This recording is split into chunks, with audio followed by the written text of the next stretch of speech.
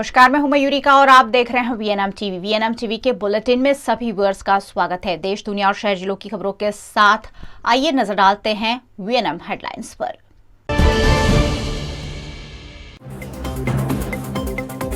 सुरेंद्रनगर में दलवाड़ी समाज को टिकट नहीं मिलने से नाराजगी, सभी राजनीतिक दलों का विरोध।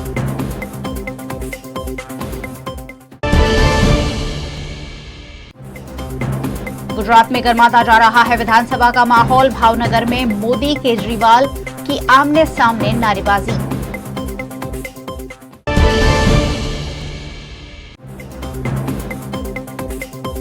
वाघोडिया में सत्यजीत सिंह गायकवाड़ का विरोध, कांग्रेस कार्यकर्ताओं में नाराजगी।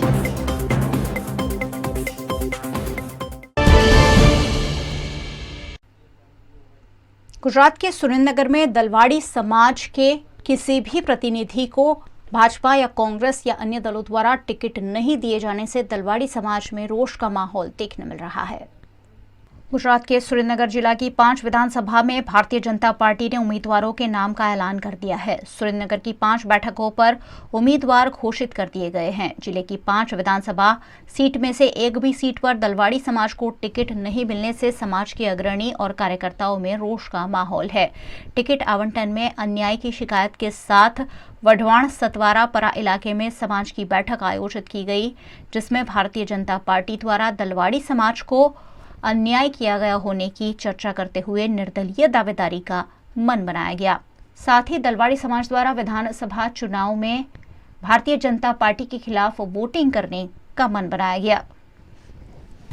ऑल ओवर गुजरातनी अंदर જ્યારે અમારા સત્વરા સમાજ સાથે અન્યાય થઈ રહ્યો છે, એક પણ ટિકિટ ફાળવવામાં પક્ષ તરફથી નથી આવી, ભાજપ કે કોંગ્રેસ કોઈ પક્ષ તરફથી અમને જ્યારે ટિકિટ એકે નથી મળી, ત્યારે અમારા સત્વરા સમાજ તરફથી એવું જાહેર કરવામાં આવ્યું કે ભાઈ આપણા સત્વરા સમાજ તરફથી આપણે આપણો ઉમેદવાર ઊભો રાખવો છે, અપક્ષ ઉમેદવાર। એટલે સમાજ તરફથી મને અપક્ષ ઉમેદવાર તરીકે મને મારો ચુનાવ કરવામાં આવ્યો કે ભાઈ ભરતભાઈ પરમાર એ ચૂંટણી લડશે સમાજ તરફથી। તમારા સમાજના મતદારો કેટલા હશે? 24,000થી વધારે। જ્યારે હાલ સક્રિય જિલ્લા પ્રમુખ છે તમારા સમાજના, એ બાબતે આપ શું કહેશો? બસ એ એમના પક્ષમાં રહી અને એમનું કામ કરે છે અને અમે સમાજના લેવલથી સામાજિક કામ કરીએ છીએ અને દરેક સમાજના યુવાનો માટે અમે કંઈક સારું કાર્ય કરીશું, કારણ કે યુવાનોને આજ સુધીમાં કોઈ મોકો આપવામાં નથી આવ્યો। ત્યારે એવું નથી કે ફક્ત સત્વરા સમાજ, સમગ્ર સમાજને સાથે લઈને ચાલવાનું છે। હાલ સત્વરા સમાજે એવો નિર્ણય કર્યો સત્વરાપરામાં કોઈ પણ પક્ષના ઉમેદવાર કે આગેવાનને આવવા ન દેવા, એ બાબતે આપ શું કહેવા માંગો છો? ના, એવું નથી કે કોઈ ઉમેદવારને આવવા દેવાની, કારણ કે આ તો જાહેર વસ્તુ છે કે દરેક વ્યક્તિ પોતાનો પ્રચાર કરી શકે છે, એટલે એવો કોઈ વિરોધ છે નહીં। સમાજ તમારી સાથે છે? સમાજ તટસ્થ રીતે મારી સાથે છે। સમાજે ખાતરી આપી છે કે ભરતભાઈ પરમારને આપણા ઉમેદવાર તરીકે આપણે જાહેર કરીએ છીએ અને સમાજમાંથી કોઈ અપક્ષ ઉમેદવારી નોંધાવી નહીં અને પૂરેપૂરો સહયોગ આપવો ભરતભાઈ પરમારને। જે પક્ષે ટિકિટ કાપી છે એ બાબતે તાકાત તમારી દેખાડવા માંગો છો? બસ અમે એ જ દેખાડવા માગીએ છીએ, સમાજ તરફથી અમારી તાકાત પ્રદર્શન કરવા માગીએ, કારણ કે આજ સુધી આ બધા પક્ષોએ એવું વિચાર્યું છે કે આ સમાજ કશું કરી શકશે નહીં, એટલે અમે એવું જ અમારી તાકાત દેખાડવા માગીએ છીએ કે ભાઈ સમાજ એક છે અને એક જ રહેશે, એને તોડવાની કોઈ કોશિશ કરે તો એ નાકામ થશે। અને અમારો સત્વરા સમાજ તે પહેલાંથી એવું છે કે પક્ષ પ્રેરિત હતો, પણ આટલો મોટો અન્યાય થઈ રહ્યો છે એટલા માટે અમે અપક્ષ ઉમેદવારી नोंधाવીએ છીએ। गुजरात के भावनगर में भारतीय जनता पार्टी और आम आदमी पार्टी के कार्यकर्ता आमने सामने मोदी मोदी और केजरीवाल केजरीवाल के नारे लगाते हुए नजर आए।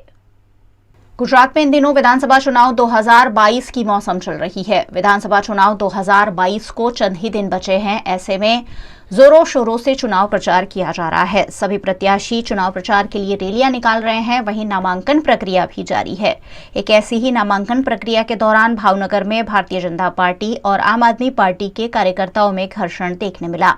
दरअसल आम आदमी पार्टी के उम्मीदवार राजू सोलंकी रैली लेकर नामांकन के लिए भारतीय जनता पार्टी कार्यालय निकट से गुजर रहे थे। इस दौरान भारतीय जनता पार्टी के कार्यकर्ताओं द्वारा मोदी मोदी की नारेबाजी की गई। वहीं आम आदमी पार्टी के कार्यकर्ताओं ने केजरीवाल केजरीवाल के नारे लगाए। दोनों पार्टी के कार्यकर्ता आमने सामने आ जाने से मौके पर हल्का घर्षण देखा गया। गुजरात के वडोदरा की वाघोडिया विधानसभा बैठक पर भाजपा की टिकट आवंटन के बाद सामने आया विरोध अब कांग्रेस के टिकट आवंटन में भी देखने मिल रहा है। यहां से सत्यजीत सिंह गायकवाड़ को टिकट मिलने का कांग्रेस के कार्यकर्ता ही विरोध कर रहे हैं। गुजरात के विधानसभा चुनाव में इस बार 3 राजनीतिक दल एडी चोटी का जोर लगा रहे हैं। ऐसे में वडोदरा की वाघोडिया विधानसभा बैठक पर भाजपा के बाद अब कांग्रेस में भी टिकट को लेकर विवाद सामने आया है। वाघोडिया की टिकट स्वर्गीय उपेंद्र सिंह गोहिल के बेटे योगपाल सिंह गोहिल को देने के बजाय पार्टी ने सत्यजीत सिंह गायकवाड़ को दे दी है, जिससे कार्यकर्ताओं में रोष का माहौल देखने मिल रहा है। इस मामले योगपाल सिंह गोहिल के निवास स्थान पर कांग्रेस के कार्यकर्ताओं की बैठक का आयोजन किया गया, जिसमें वडोदरा शहर जिला के अध्यक्ष सागर ब्रह्मभट्ट, उपाध्यक्ष समेत के अनेक कार्यकर्ता उपस्थित रहे। योगपाल सिंह ने कांग्रेस का टिकट नहीं मिलने पर अब निर्दलीय दावेदारी का मन बनाया है। साथ ही यहां सत्यजीत सिंह गायकवाड़ का विरोध करते हुए कांग्रेस के टिकट आवंटन को बदलने की मांग की जा रही है और सत्यजीत सिंह गायकवाड़ की बजाय योगपाल सिंह गोहिल को टिकट देने की मांग कांग्रेस के कार्यकर्ता खुद कर रहे हैं। तो आप बता रहे कि उंगली कट गया तो दर्द होता है, तो यहाँ तो क्या 5 उंगली कट गई, क्या पंजा दिखाए हम। વાઘોડિયા વિધાનસભા ગઈકાલ નામ જાહેર થયું સત્યજીત ગાયકવાડનું। અમારો સતત વિરોધ કાયમ ડે 1 થી જ્યારે આ સેન્સ લેવાયા હોય, ઉષા નાયડુબેન જે પહેલી વાર બરોડામાં મુકાયા હતા જનરલ સેક્રેટરી AICC રીતે, પહેલા દિવસે અમે એમને રજૂઆત કરી હતી કે અમને લોકલ સ્થાનિક ઉમેદવાર આપજો। અમે મહેનત કરીને આ માહોલ બનાવ્યો છે, આ સંગઠન અમે બનાવ્યું છે। બધાનું કહેવું હતું કે એક લોકલ સ્થાનિક આપો, અમને બહારથી હેલિકોપ્ટર ના આપતા। પહેલી મિટિંગ જ્યારે જગદીશ ઠાકોરે કરી હતી ત્યારે પણ અમે કીધું હતું કે સાહેબ એક જ રજૂઆત છે કે હેલિકોપ્ટર ના ઉતારતા અમારા સીટ પર। એક જ લડત પહેલાંથી પકડી હતી, હજુ અમારી એ જ લડત છે, તો અમારી વાત સાંભળવામાં નથી આવી, એટલે આ બધા ભેગા થયા છે। આજે અમે રાજીનામું આપવા તૈયાર છે અને રાજીનામું આપી જ દઈએ છીએ। તો એ સમય આપ્યો છે 2 દિવસનો કે રાજીનામું તો આજે અમે આપી જ દઈએ છીએ, પણ 2 દિવસમાં જો બદલાવ આવે તો બધા અમે મહેનત કરીને પાછું જીતાડી લાવીએ એવી સીટ છે અને જીતેલી જ સીટ છે। પણ જો આ પગલું એમને ભર્યું છે એ પગલું એ પકડી રાખશે તો અમે પકડી રાખવાના છે, જાહેરનામું છોડ દેવાના છે। આજ કોંગ્રેસના કેસ મૂકી દઈશું અને એટલી ગેરંટી આપીએ છીએ કે આવતા 10-15 વર્ષ ફરી કોઈ કેસ પહેરે એવું મને લાગતું નથી। 136 વાઘોડિયામાં જે ટિકિટ આપવાની અંદર આવેલી છે તે માણસ બિલકુલ પેરાશૂટ માણસ છે। છેલ્લા 15 વર્ષથી કોઈ દિવસ કોંગ્રેસની અંદર આવ્યા નથી અને આ સત્યજીતભાઈને આ રીતના જે ટિકિટ આપવામાં આવી છે કે ભાઈ બહુ એમ કે એ માણસ ઓલ ઇન્ડિયાના યુથ કોંગ્રેસના પ્રેસિડેન્ટ હતા કે ભાઈ 96 મત આવે। આજે શું છે 96 પછી એ માણસ 3 વાર ચૂંટણી લોકસભાની હારી ચૂકેલો માણસ છે અને એ વડોદરા શહેરની અંદર રહે છે। એને જ્યારે એ ટિકિટ આપી તો એને બીજો મત આપવાનો, બીજો મત કઈ રીતે લેવો ને, એનો કોઈ બીજા મત આપવા માટેનો કોઈ માણસ એની પાસે નથી, એનો રાજવી કુટુંબનો કોઈ, અને પોતે એવું કહેતા હું રાજવી કુટુંબનો માણસ છે, એની પાસે રાજવી કુટુંબનો બીજો કોઈ મત છે પૂછો। અમારા મતો ઉપર એને ચૂંટણી લડવાની અને આ પ્રદેશ સમિતિ આટલી મોટી ભૂલ કરે। પાર્ટીને મેસેજ કહેવા માગીએ છીએ કે તમે ડીપમાં ગયા નથી, ડીપમાં જઈ અને અમને તમારી પર વિશ્વાસ હતો પણ વિશ્વાસઘાત થઈ રહ્યો એવું અમને દેખાય છે।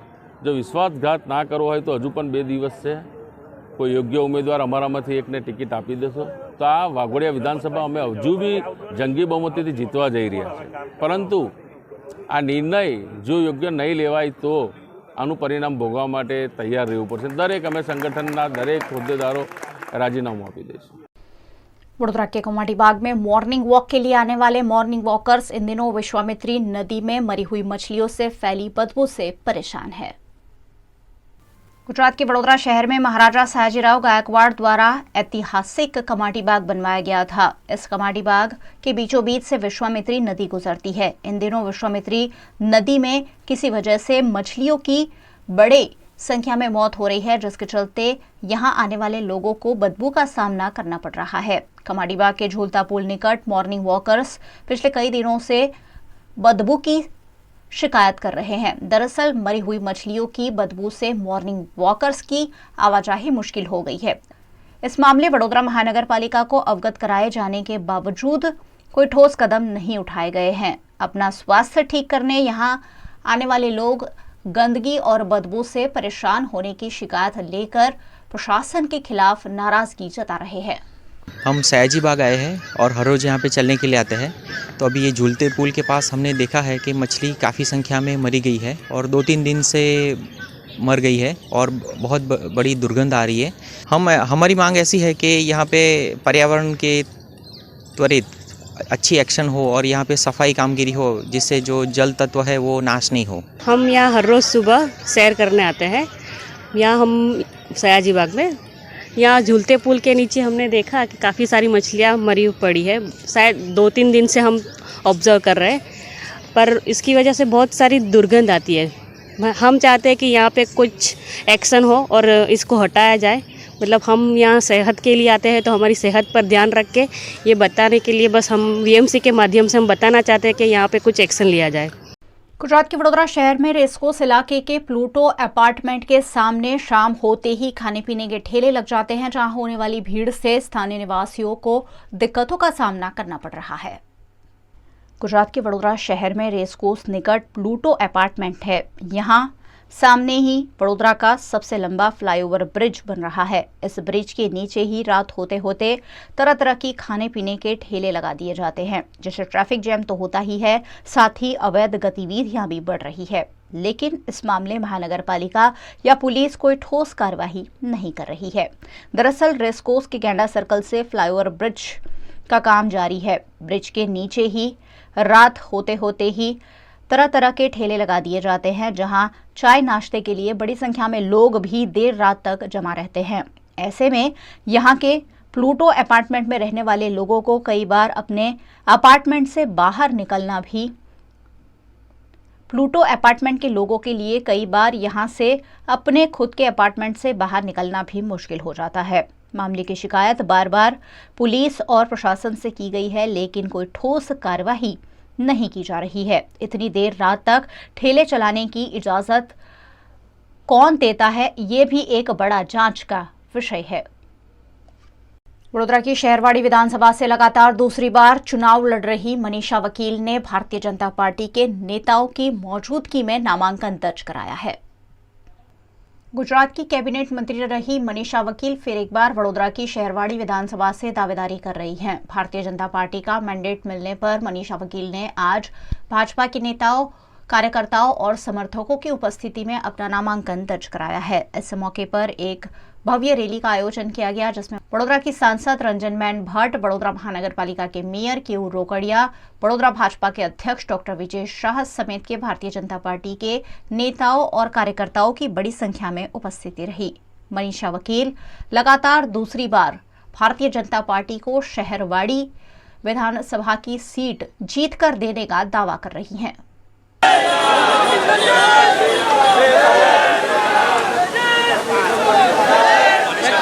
आज नामांकन किया हुआ है और बहुत अच्छे से सब विस्तार के लोग, नेतागण, कार्यकर्ता और नगर जो जन है वो सब मिलके आज मेरे साथ आए हैं और वहाँ पे हमने नॉमिनेशन फॉर्म फाइल किया हुआ है। मुझे आनंद है कि ये लास्ट 3 टाइम, ये तीसरी बार मुझे ये जो अपॉर्चुनिटी मिली है और वो अपॉर्चुनिटी मुझे सेवा करने के लिए मिली है। जो नेतागण प्रदेश में है, राष्ट्र के लेवल के हैं, हमारे खास करके हमारे जो प्रधानमंत्री हैं नरेंद्र भाई मोदी जी, हमारे गृह प्रधान अमित भाई शाह, हमारे जो प्रदेश के नेतागण हैं भूपेंद्र भाई पटेल, CR पाटिल साहब, सबका मैं खूब आभार व्यक्त करती हूँ कि मुझ पे जो विश्वास रखा है, विश्वास मैं कायम रखूँगी। और जितने भी काम हुए हैं उनसे भी नगरजन बहुत ही खुश है। लोगों का ये मानना है कि अभी जो भी छोटी बड़ी चीज़ें हैं जो रह गई है उसको हम साथ में मिलकर किस तरह से आगे बढ़ाएंगे और उनके सजेशंस, उनके एडवाइस लेके साथ में मिलके आगे 5 सालों में क्या काम करना उसकी भी रणनीति हम करेंगे। वीएनए बुलेटिन में वक्त है एक छोटे से ब्रेक का। बने रहिए हमारे साथ। ब्रेक के उस पार भी खबरों का सिलसिला लगातार जारी रहेगा। देखते रहिए वीएनए। भारत ले रहा है इलेक्ट्रिक अंगड़ाई। क्यों ना हम साथ चले, साथ चले, साथ बढ़े, साथ बढ़े, देश मेरे, देश मेरे। देश को ले जाए नई दिशा की ओर। आपका जॉय, भारत का जॉय। ધોરણ 12 પછી કેનેડામાં ઓછામાં ઓછા બજેટમાં કઈ રીતે સ્ટડી કરી શકાય એનું સંપૂર્ણ માર્ગદર્શન મેળવવા આજે જ વિઝિટ કરો કાનન ઇન્ટરનેશનલ, જ્યાં તમને મળશે IELTS, PTE, TOEFL, GRE અને સેટના કોચિંગ સાથે કોલેજ યુનિવર્સિટીના study options, facilities like mock test, SOP, EMI, education loan, visa filing અને pre departure everything under one roof. તો આજે જ આવો Kanan international at Trident complex, racecourse road, Vadodara. વડોદરાના ઘણા વિસ્તારો જેમ કે અકોટા, માંજલપુર, અલકાપુરી, મકરપુરા વગેરે વગેરે વિસ્તારોના લોકો ચિંતામાં છે. આ ચિંતાનું કારણ છે વડોદરાના લોકોમાં વધતી ઈર્ષા. જી હા, અને આ ઈર્ષાનો સ્ત્રોત છે તરસાલી એરિયામાં આવેલ રેઝિડેન્શિયલ પ્રોજેક્ટ દર્શનમ પ્લેસ. ઘણી બધી એમ્યુનિટીઝથી ભરપૂર આ 2 અને 3 BHK પ્રોજેક્ટ બની ગયો છે નવા ઘર શોધવાવાળા લોકો માટે એક અનોખો અવસર. भारत ले रहा है इलेक्ट्रिक अंगड़ाई. क्यों ना हम साथ चले, साथ चले, साथ बढ़े, साथ बढ़े. देश मेरे, देश मेरे. देश को ले जाए नई दिशा की ओर. आपका जॉय, भारत का जॉय. सावली में पिछले कई वक्त से अपना दबदबा कायम रखने में सफल रहे भारतीय जनता पार्टी के नेता केतन इनामदार ने आज समर्थकों के हुजूम के साथ अपना नामांकन दर्ज कराया है. गुजरात के वडोदरा जिला की ग्राम्य सावली 135 विधानसभा बैठक पर भारतीय जनता पार्टी ने सावली के विधायक केतन इनामदार को रिपीट किया है. सावली के प्रसिद्ध भीमनाथ महादेव मंदिर परिसर में दर्शन करने के बाद केतन इनामदार ने अपने समर्थकों के साथ एक रैली निकाली, जिसमें केसरिया साफा पहनकर समर्थक बड़ी संख्या में शामिल हुए. केतन इनामदार ने ब्रह्मलीन स्वामी जी की समाधि और भीमनाथ महादेव के दर्शन और पूजा अर्चन कर डीजे के ताल पर रैली के जरिए तालुका सेवा सदन पहुंचकर मुख्य चुनाव अधिकारी समक्ष अपना नामांकन दर्ज कराया. इस मौके पर वडोदरा की सांसद रंजन मैन भट्ट, भाजपा प्रदेश प्रवक्ता भरत डांगर, धर्मेश पंड्या समेत के कार्यकर्ता और पदाधिकारी उपस्थित रहे. आज मारा नामांकन पत्र भरवानी बात आई त्यारे मैं विजय विश्वास सम्मेलन ની અંદર મારા મતદાતાઓને અને મારા કાર્યકર્તાઓને એક અપીલ કરી હતી કે ભાઈ આ વખતે મારે જે ફોર્મ ભરવું છે એ ફોર્મ ભરવાનો ખર્ચ હું મારા મતદાતા મારા કાર્યકર્તાઓ અને આશીર્વાદ ફૂલની પાકડી 5 પૈસા 10 પૈસા રૂપિયો 10 રૂપિયા 5 રૂપિયા ગમે પણ તમારો રૂપિયો મારા માટે કરોડ રૂપિયા બરાબર છે પણ તમારા પૈસાથી જ ફોર્મ ભરી ત્યારે આપ સૌએ જોયું હતું કે ઐતિહાસિક લાઈન પડી ગઈ હતી અને ભૂતોના ભવિષ્યથી જે માણસ બિચારો લારી ગલ્લા પર બેહીને 200 રૂપિયા કમાતો હોય એ માણસને પણ મને પ્રેમથી ખૂબ પ્રેમથી મેં જોયું કે ભાઈ એનો જે મારા માટેનો પ્રેમ હતો એને કોઈ પણ પ્રકારની ચિંતા કર્યા વગર ખિસ્સામાં જે પૈસા હતા એ પૈસા એમાં મૂક્યા હતા એ જ પૈસાથી આજે જ્યારે મેં ફોર્મ ભર્યું છે ત્યારે મને અટૂટ વિશ્વાસ છે કે મારી પ્રજાના જ્યારે મને આશીર્વાદ મારી સાથે છે મારા મતદાતાઓનો આશીર્વાદ મારી સાથે છે મારા ભારતીય જનતા પાર્ટીના પ્રદેશના મોવડી મંડળને અને કેન્દ્રીય મોવડી મંડળને એક વસ્તુ કહીશ કે મારી પર મૂકેલો ભરોસો અટૂટ એમાંથી અમારી જનતા મારા મતદાતાઓ અને મારા કાર્યકર્તાઓ ગુજરાતની 182 વિધાનસભામાં સૌથી હાઈએસ્ટ વોટથી જીતાડીને મારું એમડી કમળ મોકલશે એવો મને સંપૂર્ણ વિશ્વાસ છે. અને આજે જે આ ફોર્મ ભરાયું છે એ ખરેખર ફોર્મ ભરવા માટેની વાત નથી પણ લોકોને એવું લાગતું હતું ત્યાંના વિજય સરઘસ નીકળી હોય એ બધા જે લોકો અહીં આગળ એમનો પોતાનો कीमती समय काढ़ीने પોતાના સ્વખર્ચે જે આયા છે બદલ હૃદયથી એમનો ખૂબ ખૂબ આભાર અને 100% આ વખતે 182 વિધાનસભામાં સાવલી 135 વિધાનસભાનું કમળ જંગી બહુમતીથી જીતીને જશે એવો મને સંપૂર્ણ વિશ્વાસ છે. टेलीविजन पर आने वाला मशहूर शो केबीसी देखना तो हम सबको पसंद है, लेकिन वडोदरा शहर में केबीसी की तर्ज पर एक खास food festival old Sayaji hotel में एफोटेल में आयोजित किया गया है, जो 21 नवंबर तक जारी है. गुजरात के वडोदरा शहर में पिछले कई सालों से सयाजी होटल वडोदरा के अग्रणी होटल्स में शामिल है. यहाँ के वेज और नॉन वेज जायके वडोदरा और देश विदेश के स्वाद प्रिय लोगों को काफ़ी पसंद आते हैं. वडोदरा के एफ होटल सयाजी काला घोड़ा में इन दिनों केबीसी फूड फेस्टिवल जारी है, जिसमें कबाब, बिरयानी और करी का त्रिवेणी संगम देखने मिल रहा है. बॉलीवुड के मेगा सुपरस्टार अमिताभ बच्चन द्वारा होस्ट किए जाते केबीसी शो की तर्ज पर इस पूरे फेस्टिवल को सजाया गया है और फेस्टिवल में वेज नॉन वेज कबाब, तरह तरह की बिरयानीज और जायकेदार करीज परोसी जा रही है, जिसे यहाँ आने वाले लोग खूब चाव से खा रहे हैं.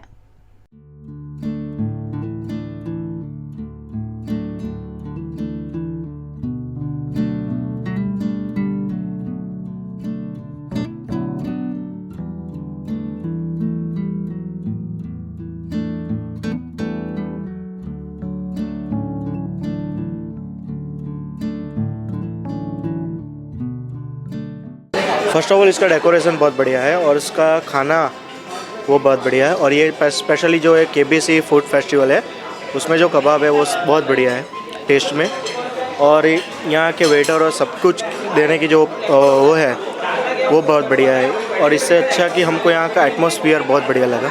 यहाँ की ड्रिंक्स बहुत अच्छी है, यहाँ का डेजर्ट बहुत बढ़िया है और यहाँ के मेन कोर्स बहुत लाजवाब है और ट्राई करना चाहिए, बहुत बढ़िया। बहुत बढ़िया है, बहुत मज़ा आया, खाना भी बहुत बढ़िया है और मैं शायद 15 साल पहले यहाँ पे आया था, तब भी बहुत बढ़िया था, अब भी बहुत बढ़िया है। वीकडेज में डिनर और वीकेंड में लंच और डिनर दोनों वक्त आप केबीसी फूड फेस्टिवल को रिलीज कर सकते हैं। 11 नवंबर से शुरू हुआ ये फूड फेस्टिवल 10 दिनों तक जारी है, जिसे यहाँ के शेफ और स्टाफ द्वारा खास डिजाइन किया गया है। स्वादिष्ट और जायकेदार व्यंजनों का केबीसी फूड फेस्टिवल में आनंद लिया जा सकता है। होटल सयाजी बरोड़ा कालागोड़ा रेस्टोरेंट में हमने अभी आपके लिए कबाब बिरयानी करी फूड फेस्टिवल का प्रयोजन किया है। पहले हमने इस बार कॉर्न फेस्टिवल का आयोजन किया था, इस बार कबाब बिरयानी करी रखा हुआ, जिसमें कई सारी वैरायटीज़ के कबाब रखे हुए, गलावटी कबाब है, टंगड़ी कबाब है, हरा भरा कबाब है, मटन करी है, चिकन बिरयानी है, मटन बिरयानी है, कई सारे वैरायटीज़ के अलग अलग करी, अलग अलग बिरयानीज रखी हुई है। हम बरोड़ा की जनता से अनुरोध करेंगे कि इस बार भी हमारे फेस्टिवल में आकर हमारे लजीज व्यंजनों का स्वाद उठाकर हमको करें। एक्चुअली हमारा सयाजी वैसे भी नॉनवेज के लिए फेमस है। हमारे यहाँ हमने अभी हमारे जो नए शेफ आए, शेफ सब्बीर आए हुए हैं, जो कि कबाब बिरयानी करी के स्पेशलिस्ट है, इसलिए हमने कबाब बिरयानी करी फेस्टिवल को ही चुना है कि हमारे शेफ स्पेशलिस्ट इसलिए लाए गए हैं, तो हमने इसलिए प्लान किया कि कबाब बिरयानी करी का ही फेस्टिवल का आयोजन करें।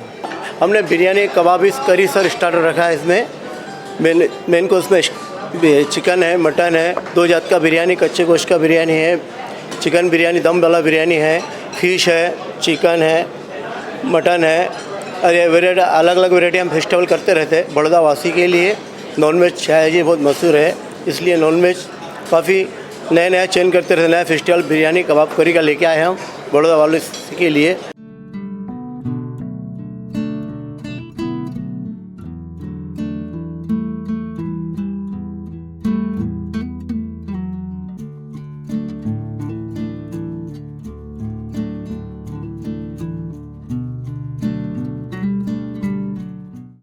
गुजरात के पाटण की सिद्धपुर विधानसभा बैठक पर भारतीय जनता पार्टी की ओर से बलवंत सिंह राजपूत ने अपनी दावेदारी पेश की है। गुजरात में इन दिनों विधानसभा चुनाव के चलते प्रत्याशी लगातार नामांकन दर्ज करा रहे हैं। गुजरात के पाटण की सिद्धपुर विधानसभा में भारतीय जनता पार्टी के प्रत्याशी बलवंत सिंह राजपूत ने अपना नामांकन दर्ज कराया। उन्होंने सिद्धपुर प्रांत कार्यालय पहुंचकर अपनी दावेदारी दर्ज कराई। बलवंत सिंह के डमी प्रत्याशी के रूप में गुजरात भाजपा के प्रदेश उपाध्यक्ष नंदाजी ठाकुर ने भी उम्मीदवारी दर्ज कराई है। बड़ी संख्या में समर्थकों के साथ मौके पर पहुंचकर बलवंत सिंह ने अपना नामांकन दर्ज कराया है। गुजरात के सबसे ज्यादा पैसों वाले उम्मीदवार के रूप में बलवंत सिंह ने अपनी प्रॉपर्टी 372 करोड़ दर्ज कराई है। पाटन जिले में बलवंत सिंह राजपूत की दावेदारी के साथ ही पहला नामांकन दर्ज किया जा चुका है। इस मौके पर बलवंत सिंह ने मीडिया समक्ष 25,000 से ज्यादा वोट से जीत का दावा किया। गुजरातની અંદર જે 27 વર્ષથી સખત વિકાસ થઈ રહ્યો છે અને 8 વર્ષમાં જે કેન્દ્રમાં વિકાસ થઈ રહ્યો છે, અમારા એ લોકલ પ્રશ્નોનો પર જે વિકાસ થઈ રહ્યો છે એમાં પણ વધારો કરી શકાય એ બાબતે આજે જે ઉમેદવારી મેં કરી છે એમાં પણ વધારો થશે એની મને ચોક્કસપણે ખાતરી છે। અહીં આગળ રોજગારી છે તો જીઆરડીસી ફૂલ થઈ ગઈ છે, લોકોને રોજગારી પ્રાપ્ત થાય એના માટે હજી વધારે ઉદ્યોગો કેવી રીતે આવે, પાણીની સગવડ કેવી રીતે પ્રાપ્ત થાય, એવા અનેક પ્રશ્નો સાથે અમે લોકો સમક્ષ જવાના છીએ। જે કર્યું છે એનાથી પણ વિશેષ કરવાની કોશિશ કરીશું। गुजरात में विधानसभा इलेक्शन को शांतिपूर्ण रूप से संपन्न कराने के लिए पुलिस विभाग ने भी कमर कस ली है। इसी क्रम में भावनगर में पुलिस अधीक्षक द्वारा पत्रकार परिषद का आयोजन कर कानून व्यवस्था पर जानकारी दी गई। भावनगर के रेंज आईजी गौतम परमार ने एक पत्रकार परिषद का आयोजन कर भावनगर में चुनाव को शांतिपूर्ण रूप से संपन्न कराने के लिए गए कदमों के बारे में जानकारी दी। ઇલેક્શન માહોલમાં લો એન્ડ ઓર્ડરનો પ્રશ્ન ઊભા કરતા કેટલાક લોકોનો આઈડેન્ટિફાઈ કરી લેવામાં આવ્યા છે। અત્યારની મિટિંગ ખાસ કરીને ભાવનગર શહેર માટેની હતી અને કાલથી પછી જિલ્લાઓના અન્ય પોલીસ સ્ટેશનોમાં પણ આ કાર્યવાહી શરૂ થનાર છે અને હું ને એસપી શ્રી પર્સનલ પોલીસ સ્ટેશનોમાં વિઝિટ કરવાની અમે યોજના બનાવી છે। ભાવનગર શહેરમાં રાત્રિના સમયે અસામાજિક તત્વોની હેરાફેરી નહીં થાય, દારૂ જુગાર અથવા અન્ય પૈસાની હેરાફેરી ન થાય તેના માટેનું એક સઘન આયોજન કરવામાં આવ્યું છે અને જિલ્લાની ભાવનગર શહેરની એક લોકડાઉન સ્કીમનું આયોજન કરવામાં આવ્યું છે જેમાં ભાવનગર શહેરના 8 પોલીસ સ્ટેશનોમાં 50 પોલીસના માણસો સતત લોકડાઉન સ્કીમનો અમલ કરશે. એટલે રાત્રિના 11 વાગ્યાથી લઈને સવારના 6 વાગ્યા સુધી વધારે પોલીસ ફોર્સ આપીને ભાવનગર શહેરમાં કિલ્લેબંધી કરવામાં આવશે તેવું આયોજન અત્યારે કરવામાં આવ્યું છે. ભાવનગર શહેરમાં ઘણા અસામાજિકો જે છે કે જે ઇલેક્શનમાં બાધા પહોંચાડી શકે, મુક્ત અને ન્યાયી ચૂંટણીમાં એ લોકો વિક્ષેપ કરી શકે તેવા લોકોનું આઈડેન્ટિફિકેશન થઈ ચૂક્યું છે ઓલરેડી, અને એમને આજ સાંજથી જ એમના વિરુદ્ધમાં અટકાયતી પગલાં અને અન્ય કાર્યવાહી શરૂ કરવામાં આવનાર છે. પોલીસ અધિકારીઓ તમામને ફૂડ પેટ્રોલિંગના પ્લાન પોતે બનાવી દીધા છે અને મોહલ્લા વિઝિટ પણ શરૂ થઈ જશે. એટલે આ આવનારા 15 દિવસોમાં ભાવનગર શહેર પોલીસ સારામાં સારી રીતે અસરકારક રીતે કામગીરી કરી શકે કે જેથી અસામાજિક તત્વો ઇલેક્શનમાં બાધા ના પહોંચાડી શકે. અને તમામને નાગરિકોને પણ સૂચના છે કે જો તમને પોતાને કંઈક લાગતું હોય કે કોઈ પણ અસામાજિક તત્વો અથવા બીજા કોઈ પણ પરેશાની કરી શકે છે તો તમે તાત્કાલિક રીતે જિલ્લા કંટ્રોલ રૂમમાં તમે મેસેજ કરી શકો છો, અને અમારા નંબર પણ તમે વોટ્સઅપ પર મેસેજ કરી શકો છો કે તેમને અહીંયા ત્યાં તકલીફ છે. એટલે તમામ નાગરિકોને પણ અપીલ છે કે જ્યાં તમને ભયનું વાતાવરણ દેખાય અથવા તો વિશ્વાસ નહીં આવતો હોય કે કેટલાક અસામાજિક તત્વો પરેશાન કરશે તો તાત્કાલિક રીતે પોલીસ સ્ટેશનથી માંડીને એસપી ઓફિસથી માંડીને એસપી શ્રી અને મારો ડાયરેક્ટ સંપર્ક કરી શકશે. બહારથી અત્યારે અમારી પાસે 5 CPMF આવી છે અને જેટલી CPMFની ફાળવણી થાય છે એમ ધીરે ધીરે અમે લોકો એનું પેટ્રોલિંગ અને બાકીના કોન્ફિડન્સ બિલ્ડિંગ મેઝર માટે ઉપયોગ કરી રહ્યા છીએ. ચોક્કસપણે એક ડિપ્લોયમેન્ટ પ્લાન બનતો હોય છે ઇલેક્શન પહેલાં જે એસપી ઓફિસ અને કલેક્ટર ઓફિસના સંયુક્ત એક્સરસાઇઝથી બનતો હોય છે, અને એને આઈડેન્ટિફાઈ કરી લેવામાં આવે છે. 400 જેટલા બૂથોને ક્રિટિકલ કહેવામાં આવે છે, અને જે રીતે ઇલેક્શન કમિશનનો ક્રાઇટેરિયા એ રીતે તેના પર પોલીસ માણસોની ફાળવણી થશે. પણ એ પહેલાં પ્રી ઇલેક્શન દરમિયાન જિલ્લા પોલીસ વધુમાં વધુ મહેનત કરશે કે મુક્ત અને ન્યાયી રીતે वातावरण एनु पैदा થાય। पिछले कई सालों से गुजरात के वडोदरा शहर में बन रहा सबसे लंबा फ्लाईओवर ब्रिज बिरबल की खिचड़ी बनता जा रहा है। कई सालों के बावजूद ब्रिज है कि बनकर तैयार हो ही नहीं रहा है। ऐसे में म्यूनिसिपल कमिश्नर बंछानिधि पानी खुद ब्रिज निर्माण की समीक्षा करने पहुंचे। गुजरात के वडोदरा शहर में पिछले कई सालों से गुजरात का सबसे लंबा ब्रिज बन रहा है, जो गैंडा सर्कल से अक्षर चौक तक निर्मित हो रहा है। इस ब्रिज के निर्माण कार्य की वडोदरा के नवनियुक्त कमिश्नर बंछानिधि पानी ने मुलाकात ली। वडोदरा शहर में सबसे लंबे ब्रिज निर्माण का निरीक्षण करने वडोदरा के म्यूनिसिपल कमिश्नर मौके पर पहुंचे। यहां कॉरपोरेशन के अधिकारी भी उनके साथ मौजूद रहे। ये ब्रिज वडोदरा महानगर पालिका द्वारा गुजरात सरकार के सहयोग से बनाया जा रहा है। ऐसे में ब्रिज की कार्यवाही जल्द से जल्द पूरी किए जाने के निर्देश अधिकारियों को दिए गए। ब्रिज निर्माण के चलते पिछले कई वक्त से यहां से गुजरने वाले हजारों वाहन चालकों को रोजाना ट्रैफिक जैम की समस्या का सामना करना पड़ता है। ऐसे में जल्द से जल्द ब्रिज निर्माण का काम पूरा करने के निर्देश अधिकारियों को म्यूनिसिपल कमिश्नर द्वारा दिए गए हैं। गुजरात विधानसभा चुनाव 2022 में टिकटों के आवंटन में कई भारतीय जनता पार्टी के नेता नाराज है, जिसमें करजण के पूर्व विधायक रहे सतीश पटेल भी बागी तेवर में दिख रहे हैं। गुजरात के वडोदरा शहर की करजण सीट से भारतीय जनता पार्टी के पूर्व विधायक रहे सतीश पटेल को टिकट नहीं दिया गया है। भारतीय जनता पार्टी का टिकट नहीं मिलने से सतीश पटेल नाराज है और अपने समर्थकों के साथ बैठक कर लगातार निर्दलीय दावेदारी का मन बना रहे हैं। इस मौके पर सतीश पटेल ने कहा कि मैं चुनाव लड़ूंगा और भारतीय जनता पार्टी करजण सीट से हार जाएगी। नाम कोईना लख्या नथी पण सहकारी આગેવાન હાજર એવું લખેલું હતું। તમે જાહેરાત કરી દીધી છે કે અપક્ષ તમે લડવાના છો, ત્યાર પછી પાર્ટી તરફથી સંપર્ક કરવામાં નથી આવ્યો તમારો? ગઈકાલે ભાર્ગવભાઈ સાહેબ મને મળ્યા હતા, મારા ઘરે કહ્યું હતું, એટલે પછી વડીલ તરીકે હું એમના ઘરે ગયો હતો અને મને વાત કરી। મેં કહ્યું કે જે રીતે અન્યાય થયો છે અને કરજણ સિનોર અમારી બેઠક મૂળ કોંગ્રેસની બેઠક હોય અને વર્ષોથી અમારે પોતાની જાત પણ જો ભારતીય જનતા પાર્ટી માટે ઘસી નાખી હોય ને એવા સમયે જ્યારે પાર્ટી આટલો મોટો અન્યાય કરે, વિશ્વાસમાં ન લીધો હોય, કોઈ પણ ભારતીય જનતા પાર્ટીના ઘણા બધા જણે ટિકિટ માગી હતી, એમાંથી કોઈને પણ જો ટિકિટ મળી હોત તો અમે એને જીતાડવાનો 100% પ્રયત્ન કરત। અને જે રીતે કાલે કોંગ્રેસમાંથી આવ્યા હોય અને એવા લોકોને જ્યારે ટિકિટ આપતા હોય તો અમે ક્યારેય આ રીતે એમની જોડે સંમત નથી। જી, તો આટલી વાત થયા પછી બી હજી આજે બેઠક થઈ રહી છે। હર્ષ સંઘવી છે, ભાર્ગવભાઈ અહીંયા કરજણમાં જ ઉપસ્થિત છે અને તમે તમારી ઓફિસે ઉપસ્થિત છો? હા, હું મારી ઓફિસે ઉપસ્થિત છું અને મને કોઈ સંપર્ક કર્યો નથી એટલે હું ગયો પણ નથી. એનો મતલબ એ થયો ને કે પાર્ટીને તમારી જરૂર નથી એવો મેસેજ જઈ રહ્યો છે. હા, એટલે કદાચ એવું બને કે નહીં જરૂર હોય. તો તમે શું કરવાના છો હવે? હું ચૂંટણી લડવાનો 110% છું. ચૂંટણી કોઈ પણ સંજોગે લડીને જીતવાનો પણ છું. वडोदरा की विवादित वाघोड़िया विधानसभा बैठक पर कांग्रेस पार्टी ने पूर्व सांसद सत्यजीत सिंह गायकवाड़ को टिकट दिया है, जहां भारतीय जनता पार्टी के बागी नेता निर्दलीय दावेदारी का मन बना रहे हैं। गुजरात में विधानसभा चुनाव का माहौल लगातार रंग पकड़ता जा रहा है। लगातार प्रत्याशियों के नामों का ऐलान हो रहा है। ज्यादातर बैठकों पर तो प्रत्याशियों के नामों का ऐलान हो गया है, लेकिन जिन सीटों पर एक से ज्यादा दावेदार है या नाराजगी का डर है, वहां बारी बारी प्रत्याशियों के नाम का ऐलान हो रहा है। वडोदरा की वाघोड़िया विधानसभा की सीट भी ऐसी ही एक सीट है, जहां भारतीय जनता पार्टी का पिछले 5 टर्म से एक चक्री शासन रहा है, लेकिन इस बार भारतीय जनता पार्टी ने विधायक मधु श्रीवास्तव का पत्ता काट दिया है, जिससे मधु श्रीवास्तव ने भारतीय जनता पार्टी से अपना नाता तोड़ लिया है और निर्दलीय चुनाव लड़ने का मन बनाया है। इसी के सामने कांग्रेस पार्टी द्वारा वाघोड़िया बैठक पर पूर्व सांसद रहे कांग्रेस के नेता सत्यजीत सिंह गायकवाड़ को टिकट दिया गया है और डभोई में बालकृष्ण ढोलर को टिकट का आवंटन किया गया है। वाघोड़िया बैठक पर भारतीय जनता पार्टी के उम्मीदवार, साथ ही कांग्रेस पार्टी के उम्मीदवार और भारतीय जनता पार्टी के बागी विधायक के बीच तिकोना जंग देखने मिल रहा है।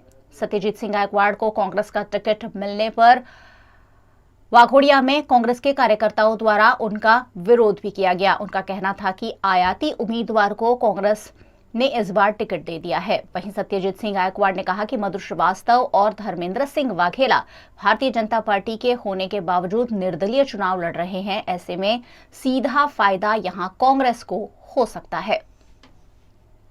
136 वाघोड़िया विधानसभा मत विस्तार में कांग्रेस पक्ष ने मेरे पे विश्वास रख के मेरे अनुभव को और मेरे सामाजिक समीकरणों को देखते हुए वहाँ से मुझे टिकट दी है।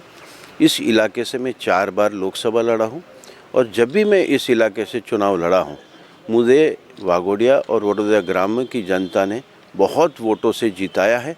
हमेशा मैं 25 से 30 हज़ार की लीड से इस इलाके से जीतते आया था। उसको देखते हुए, मेरे अनुभव को देखते हुए मुझे टिकट दी है। मुझे विश्वास है कि पार्टी ने जो मुझ पे विश्वास रखा है, वो पिछले 30 साल से भारतीय जनता पार्टी का जो कुशासन चल रहा है, उस कुशासन के खिलाफ लोग कांग्रेस के पंजे को जिताएंगे।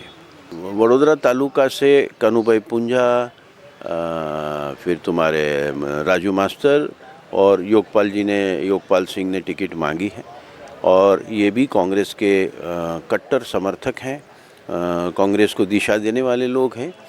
लेकिन टिकट तो किसी एक को मिलती है, लेकिन टिकट सत्यजीत गायकवाड़ को नहीं मिली है।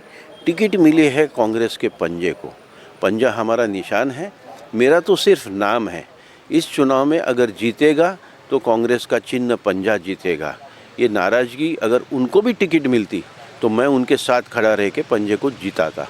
मैं उनको आश्वस्त कराना चाहता हूँ कि हम सब मिलके इस पंजे को जिताए, कांग्रेस को जिताए और 30 साल से चला भ्रष्टाचार युक्त कुशासन भारतीय जनता पार्टी को समाप्त करने की ये हमारे पास ये अवधि आई है। ये अवधि को हम सर आँखों पे चढ़ा के इस लोकशाही का जो उत्सव है चुनाव का, उसको सब पंजे को जिता के मनाएंगे।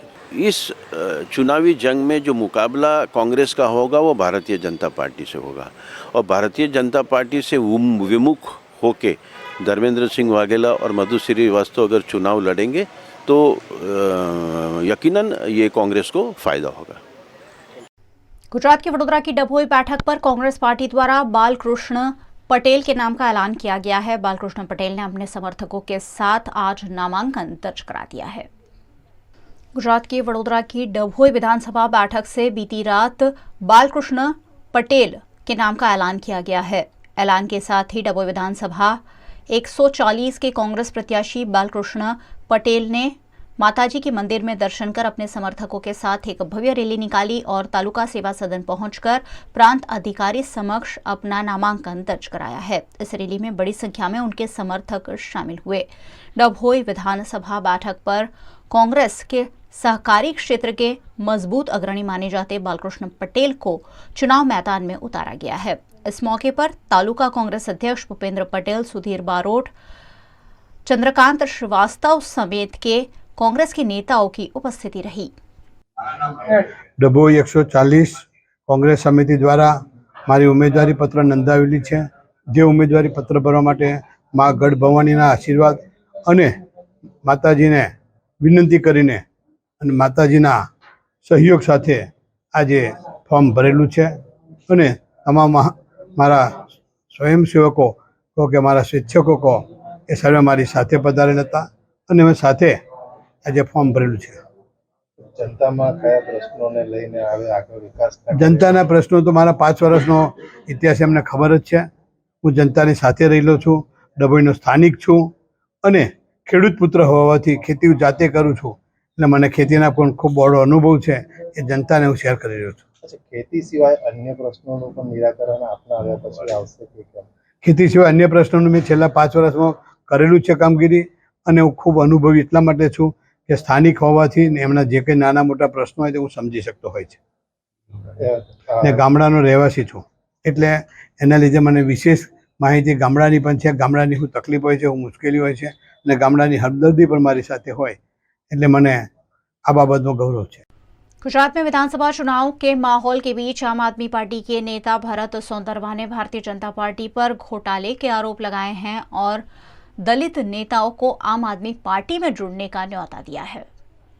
भारतीय जनता पार्टी सुकामा सीट कापवा માંડી તો કારણ કે 32 માંથી માધવભાઈ બોરીસા હોય, જયંતભાઈ સાંતપા હોય, જેડીભાઈ સોલંકી હોય, માનસિંહભાઈ વાઘેલા હોય, જો આવા પીઠ આગેવાનોને ટિકિટ આપે તો ક્યાંક ને ક્યાંક પાર્ટીઓમાં આવા લોકોને કાપવામાં અસફળતા રહે અને તેઓનું સફળ કાર્ય રહે તેને લઈ અને કેવા ત્યાં બેફામી અને મહાન જે કારનામા કરે છે તેઓનું ગુંડાગર્દીમાં નામ છે તેવા દિનુ બોગાના કહેવાથી ભારતીય जनता પાર્ટીએ 600 કિલોમીટર દૂર અમદાવાદથી પ્રદ્યુમન વાજાને જે કોઈ સમાજ સાથે સંબંધ નથી, જેને કોઈ લેવા દેવા નથી, તેને 600 કિલોમીટર દૂરથી કોડીના સીટ ઉપર ટિકિટ આપવામાં આવે છે જેથી કરી અને તેના વિસ્તારના બેફામ બનેલા દિનુભાઈ બોગાના અને ભારતીય जनता પાર્ટીના ગુંડાગર્દીનું રાજ ચાલ્યા કરે।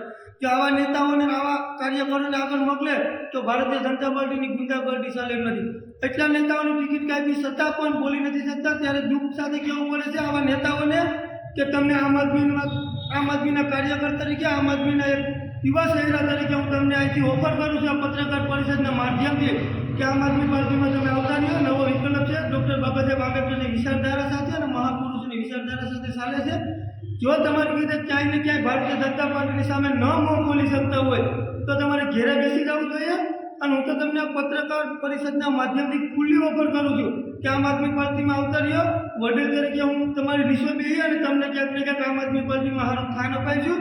બાકી આ ભારતીય जनता પાર્ટી તમારું કારકિર્દી ખતમ કરવાના કાર્ય કરે છે અને CR પાટીલ તેના નેતૃત્વમાં ગુંડા અને ગર્દી કરતા नेताओं प्राधान्य आपे छे जेथी करीने तमारी स्वच्छ छवि धरावता माधवभाई बोरीसा होय, जयंतभाई सानपा होय के आवा पीठ આગેવાનો હોય ક્યાંક ને ક્યાંક ટિકિટ કાપવાના પ્રયત્ન કરે છે।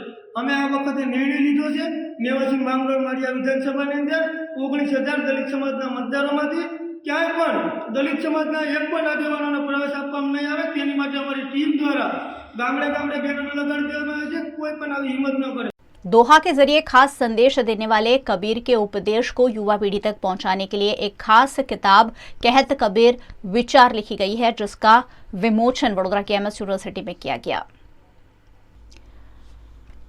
गुजरात के वडोदरा शहर की एमएस यूनिवर्सिटी के सीसी मेहता हॉल में कहत कबीर विचार पुस्तक का विमोचन समारोह आयोजित किया गया। साथ ही इस मौके पर कबीर भजन आधारित भरतनाट्यम और कबीर भजन कार्यक्रम का आयोजन भी किया गया। इस किताब में कबीर साहब के 400 से ज्यादा दोहा और भजन को संग्रहित किया गया है। युवा पीढ़ी आज के संदर्भ में कबीर साहब के उपदेश को समझ सके इस आशय के साथ पद्मनाभ साहब और भार्गव पारिक द्वारा सरल अंग्रेजी भाषा में इस पुस्तक में जानकारी दी गई है।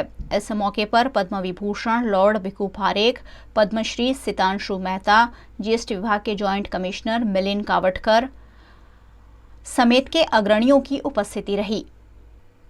इस कार्यक्रम में पद्मश्री डॉक्टर भारती बंधु जी द्वारा कबीर भजन की प्रस्तुति दी गई। साथ ही कुमारी हरिप्रिया द्वारा कबीर भजन पर भरतनाट्यम भी प्रस्तुत किया गया। पद्मश्री प्रहलाद द्वारा कबीर भजन की प्रस्तुति देकर पुस्तक के लेखक भार्गव पारेख ने सभी को सुनाकर किताब के बारे में जानकारी दी। આજના જમાનાની એટલી જ મહત્ત્વની છે જે કબીરના પોતાના જમાનામાં 600 વર્ષ પહેલાં હતી કે ભાઈ હિન્દુ મુસ્લિમનો ઝઘડાઓ ન જોઈએ, આપણે એક પ્રજા છીએ, કાસ્ટનો ઝઘડાઓ ન જોઈએ અને બીજા જે નાના નાની વસ્તુઓ આપણે જે ઊભી કરીએ છીએ અને એનું આઈડેન્ટિટી કરીને એના નામથી ઝઘડીએ છીએ એ ન ચાલે। એટલે કબીરે કહ્યું કે જે ગુરુ સદગુરુ જે છે, તમે દરેકને ગુરુ જરૂરી છે, પણ ગુરુ જે છે ખરેખર સાચો અને પવિત્ર હોવો જોઈએ। આજના ગુરુઓમાં કે દમ નથી। એટલે આજના જે ધર્મને નામે આપણે ત્યાં જે કૌભાંડ થાય છે અને ખોટી વસ્તુઓ જે કરવામાં આવે છે એ બધાની સામે કબીરનો અવાજ જબરદસ્ત હતો। એ જમાનામાં સંભળાતો હતો અને આ જમાના હજી એ દૂષણો આપણે ત્યાંથી ગયા નથી। આપણા ધર્મગુરુઓ છે એમાંથી તે 10% પણ તદ્દન સાચા દિલના પવિત્ર ના મળે। આજે કહત કબીર વિચાર આ પુસ્તકનું વિમોચન છે। આ જે પુસ્તક છે એ કબીર સાહેબની સાખી, દોહા અને એમના ભજનનો સંગ્રહ છે। સદગુરુ પદ્મનાભ સાહેબ અને મેં મળીને 400થી ઉપરાંત સાખીઓનું ભાષાંતર કર્યું છે અને સાહેબની કૃપાને લીધે, સાહેબના આશીર્વાદના લીધે અને એમની પ્રેરણાને લીધે આ પુસ્તક શક્ય બન્યું છે। 2010માં જ્યારે સાખી બધી અમે મોકલવાની શરૂઆત કરી ત્યારે ઘણા બધા મિત્રો તરફથી એવી વિનંતી આવી કે કબીર સાહેબનું જે હિન્દી છે એ બહુ સરળ છે, છતાં સમજવામાં તકલીફ પડે। ખાસ કરીને નવી પેઢીના યુવાનો જે અંગ્રેજી મીડિયમ શાળામાં ભણેલા છે, તો સાહેબને એવી વિનંતી આવી કે આ સાખીનું સરળ અંગ્રેજી કરીએ તો વધારે યુવાનો સમજી શકે। એટલે સાહેબે આ સાખીઓનું અંગ્રેજી કરવાનું શરૂ કર્યું। એટલે કબીર સાહેબે પોતે આ સાખી માટે કહ્યું છે કે સાખી આંખી જ્ઞાન કી સમજ દેખ મન માહી, બિન સાખી સંસાર કા ઝઘડા છૂટત નાહી। કે આ જે સાખી છે એ જ્ઞાનનો દરવાજો છે અને આ સાખીની સમજ વિના આ જીવનનો જે સંઘર્ષ છે, જે ઝઘડો છે તે દૂર થઈ શકે એમ નથી। અને લોર્ડ ભીખુ પારેખ જે સમષ્ટિ ઇન્સ્ટિટ્યૂટ ફોર ઇન્ટિગ્રેટિવ લર્નિંગ એમના પેટ્રન છે, એમણે આ પુસ્તક માટે ફોરવર્ડ લખ્યું છે। અને સિતાંશુ યશસ્ચંદ્રજી જે બહુ જ પ્રખ્યાત કવિ છે, નાટ્યકાર છે, એમણે આ પુસ્તક માટે પોતાના વિચારો રજૂ કરેલા છે। અને પ્રોફેસર સહદેવ કુમાર જે ટોરેન્ટો યુનિવર્સિટીમાં પ્રોફેસર છે, એમણે પણ આ પુસ્તક માટે પોતાના વિચારો સંગ્રહ કરેલા છે। એટલે આ પુસ્તક છે એ જીવનમાં પ્રેરણા આપનાર અને જીવનની અંદર કઈ દિશા અથવા તો શું મહત્ત્વનું છે એવા પ્રશ્નો ઊભા કરનાર થાય અને જિજ્ઞાસુ વર્ગ જે છે એમને ઉપયોગી થાય, એમાં જ એની સાर्थकता रहेली। कोरोना महामारी के चलते बाधित हुए सामाजिक फंक्शन भी अब कोरोना संक्रमण कम होने से आयोजित हो रहे हैं। ऐसा ही एक आयोजन वडोदरा में गौड़ सनाड्य ब्राह्मण समाज द्वारा दीपावली स्नेह मिलन समारोह के रूप में आयोजित किया गया। वडोदरा के गौड़ सनाड्य ब्राह्मण समाज द्वारा दीपावली स्नेह मिलन समारोह का आयोजन एक निजी होटल में किया गया, जिसमें वडोदरा और भरूच के गौड़ सनाड्य ब्राह्मण समाज के लोग बड़ी संख्या में शामिल हुए। इस मौके पर विभिन्न गतिविधियों का आयोजन किया गया, जिसमें क्विज कंपटीशन रखा गया। क्विज कंपटीशन का टॉपिक रामायण और महाभारत रखा गया, ताकि रामायण और महाभारत के प्रसंगों की जानकारी लोगों तक पहुंचाई जा सके। साथ ही इस मौके पर मनोरंजन के लिए हाउजी जैसे गेम्स भी खिलाए गए और जीतने वालों को रामायण की चौपाई भी बुलवाई गई, ताकि मनोरंजन के साथ साथ समाज के लोगों में अपने धर्म ग्रंथों के प्रति जागरूकता बढ़ाई जा सके। इस मौके पर समाज की अग्रणी महिलाओं का सम्मान भी किया गया, जिसमें एमएस यूनिवर्सिटी की मैनेजमेंट फैकल्टी की डीन डॉक्टर सुनीता शर्मा, भरूच जिले की ग्राम पंचायत अध्यक्ष प्रतिमा शर्मा और वीएनएम टीवी के साथ सालों से जुड़ी हुई सोनम भारद्वाज का सम्मान किया गया। दीपावली स्नेह मिलन समारोह के उपलक्ष्य में गौड़ सनाड्य ब्राह्मण समाज के अग्रणियों ने सभी को शुभकामनाएं दी।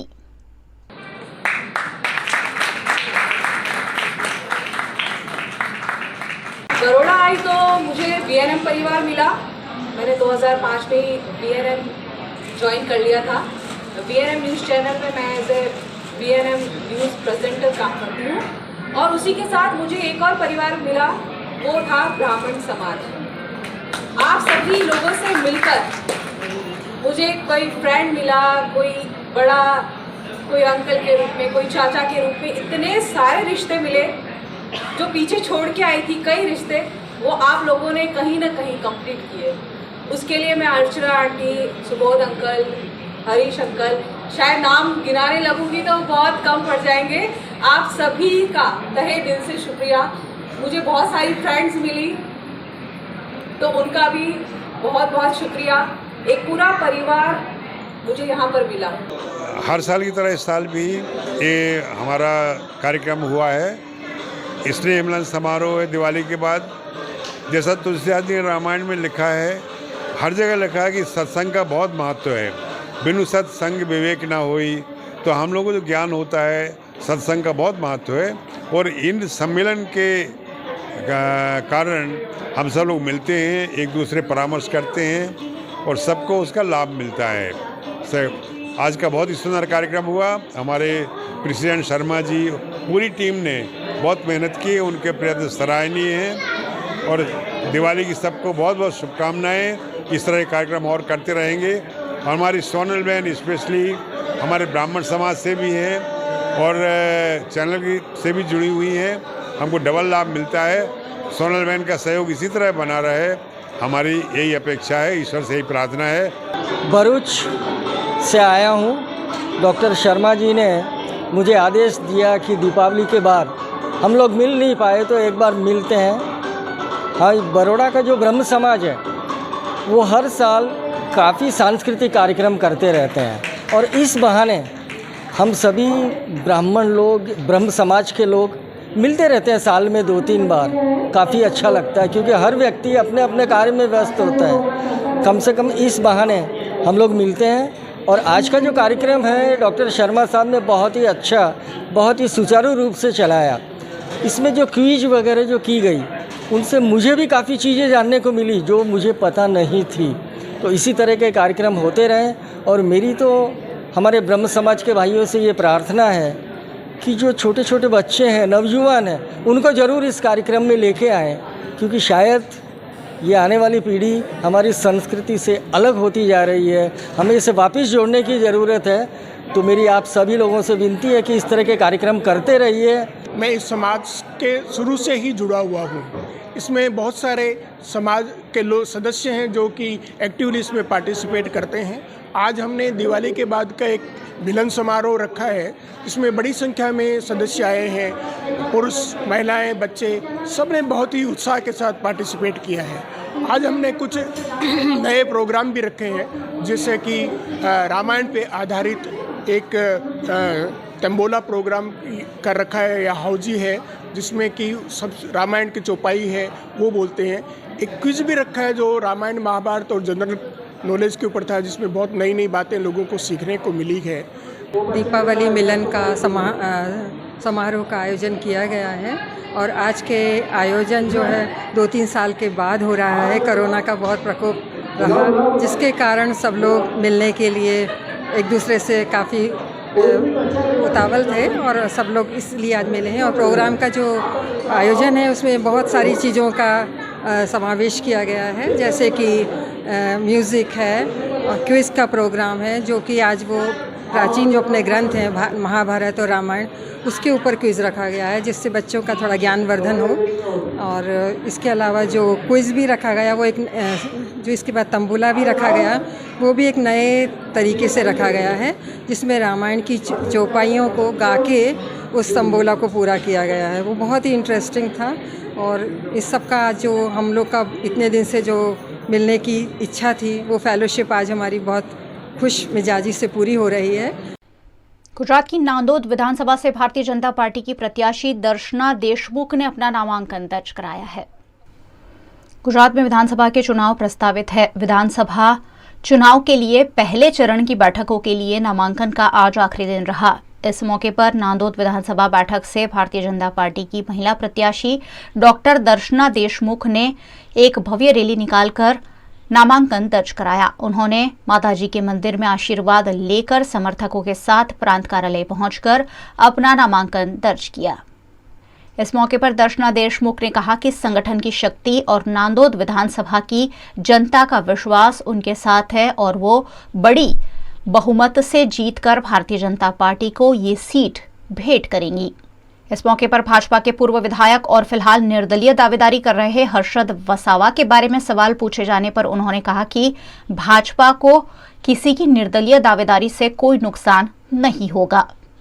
नांदोद विधानसभा उम्मीदवार तरीके हूँ डॉक्टर दर्शना चंदुभाई देशमुख आज समग्र संगठन की शक्ति अने नांदोद तालुकाना प्रत्येक प्रजाजनोना विश्वास साथे आज मैं भारतीय जनता पार्टी एक उम्मीदवार तरीके उम्मीदवारी नोंधावी छे अने मैंने विश्वास है कि मारी नांदोद तालुकानी 148 विधानसभानी प्रत्येक जनता मारा पर विश्वास राखीने मने जंगी बहुमतीथी विजयी बनावशे एवी मने पूरेपूरो खातरी छे। भारतीय जनता पार्टीना अनेक विकासना कार्यो थयेला छे अने अमे लोको जन जन सुधी भारतीय विकासना कार्यो लईने भारतीय जनता पार्टीनो प्रत्येक नागरिक गयो छे एटले अमारी विकासना मुद्दाने लईने अमारो जे चूंटणीनो लड़वानो जे मुद्दो छे एना लीधे अमे लोको जंगी बहुमतीथी जीतीशुं एनो अमने पूरो विश्वास छे। सामे कोई पण उम्मीदवार होय परंतु जीत हमारी अवश्य 100% नहीं 110,000% अमारी जीत पाकी। भारतीय जनता पार्टीना क्यारेय कोई नुकसान नहीं थवानुं कारण के अमने अमारी प्रजा पर विश्वास है, अमने अमारी संगठननी शक्ति पर विश्वास है एटले अमने क्यांय कोई नुकसान नहीं पहुंचाड़ी शक्या।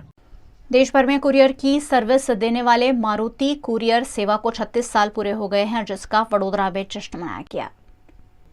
किसी को पत्र द्वारा संदेश भेजना हो या कोई छोटी मोटी चीज, कुरियर कंपनी देश भर में फौरन आपका सामान पहुंचा देती है। ऐसी ही एक कुरियर कंपनी है मारुति कुरियर, जिसकी स्थापना 36 साल पहले हुई थी। ये कंपनी पूरे देश में छोटे छोटे गांवों में एक दूसरे तक पत्र समेत की वस्तुएं पहुंचाने का महत्वपूर्ण काम कर रही है। मारुति कुरियर की देश भर में कई जगह पर शाखाएं भी है। देश के कोने कोने में मारुति कुरियर की सर्विस उपलब्ध है। पूरे भारत में 25,000 से ज्यादा कुरियर लोगों तक पहुंचाए जाते हैं और 10,000 से ज्यादा युवाओं को इसमें रोजगार दिया गया है। वडोदरा में मारुति कुरियर की सेवा के 36 साल पूरे होने पर अलकापुरी की संपतराव कॉलोनी में स्थित कार्यालय में खुशियां मनाई गई। आज कंपनी का 36वीं स्थापना दिवस है। कंपनी की 36 वर्ष पूर्व स्थापना की गई थी श्रीमान पुखराज सिंह जी राजपुरोहित ने।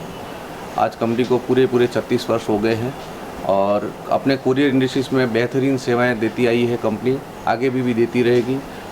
हर समय हर नई टेक्नोलॉजी के साथ में कंपनी अपना काम करती है, समय के साथ बदलाव करती है, टीम मैनेजमेंट में बदलाव करती है, सॉफ्टवेयर्स में बदलाव करती है, सर्विसेज के अंदर में बदलाव करती है। आज हमारे करीब 25 स्टेट्स में कम से कम 25,000 पिन कोड नंबर हम लोग सर्विस देते हैं।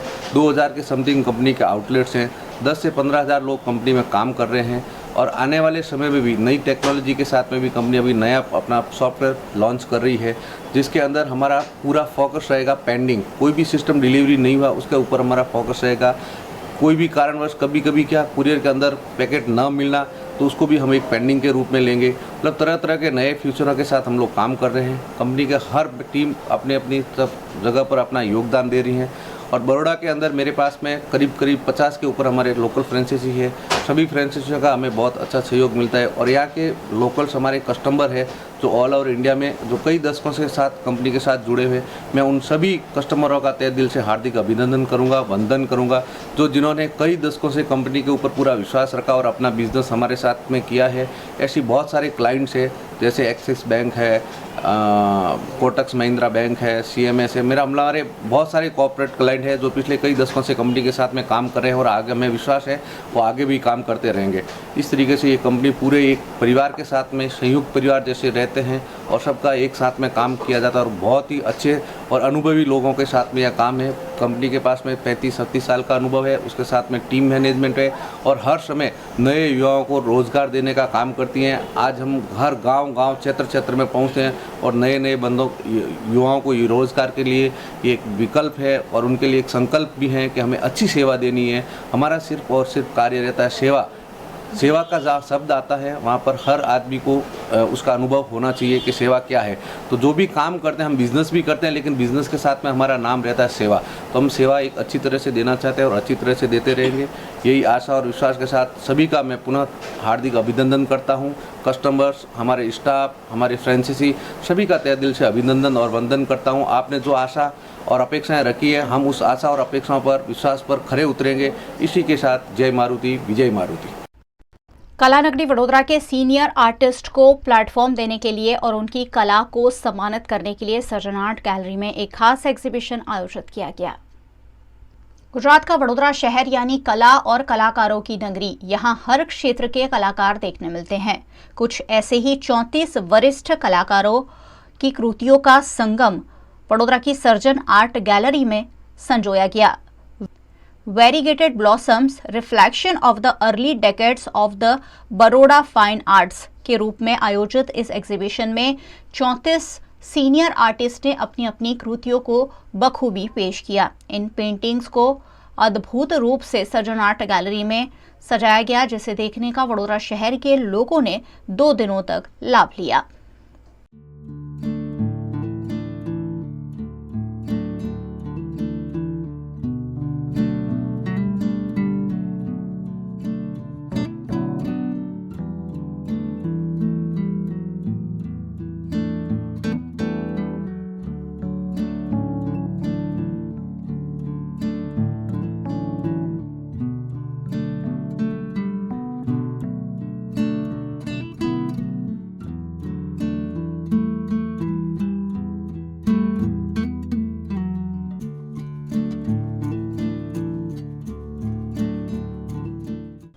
इस प्रदर्शनी की क्लोजिंग सेरेमनी में कलाकार ज्योति भट्ट, गुलाम शेख समेत के कई कलाकारों की उपस्थिति रही।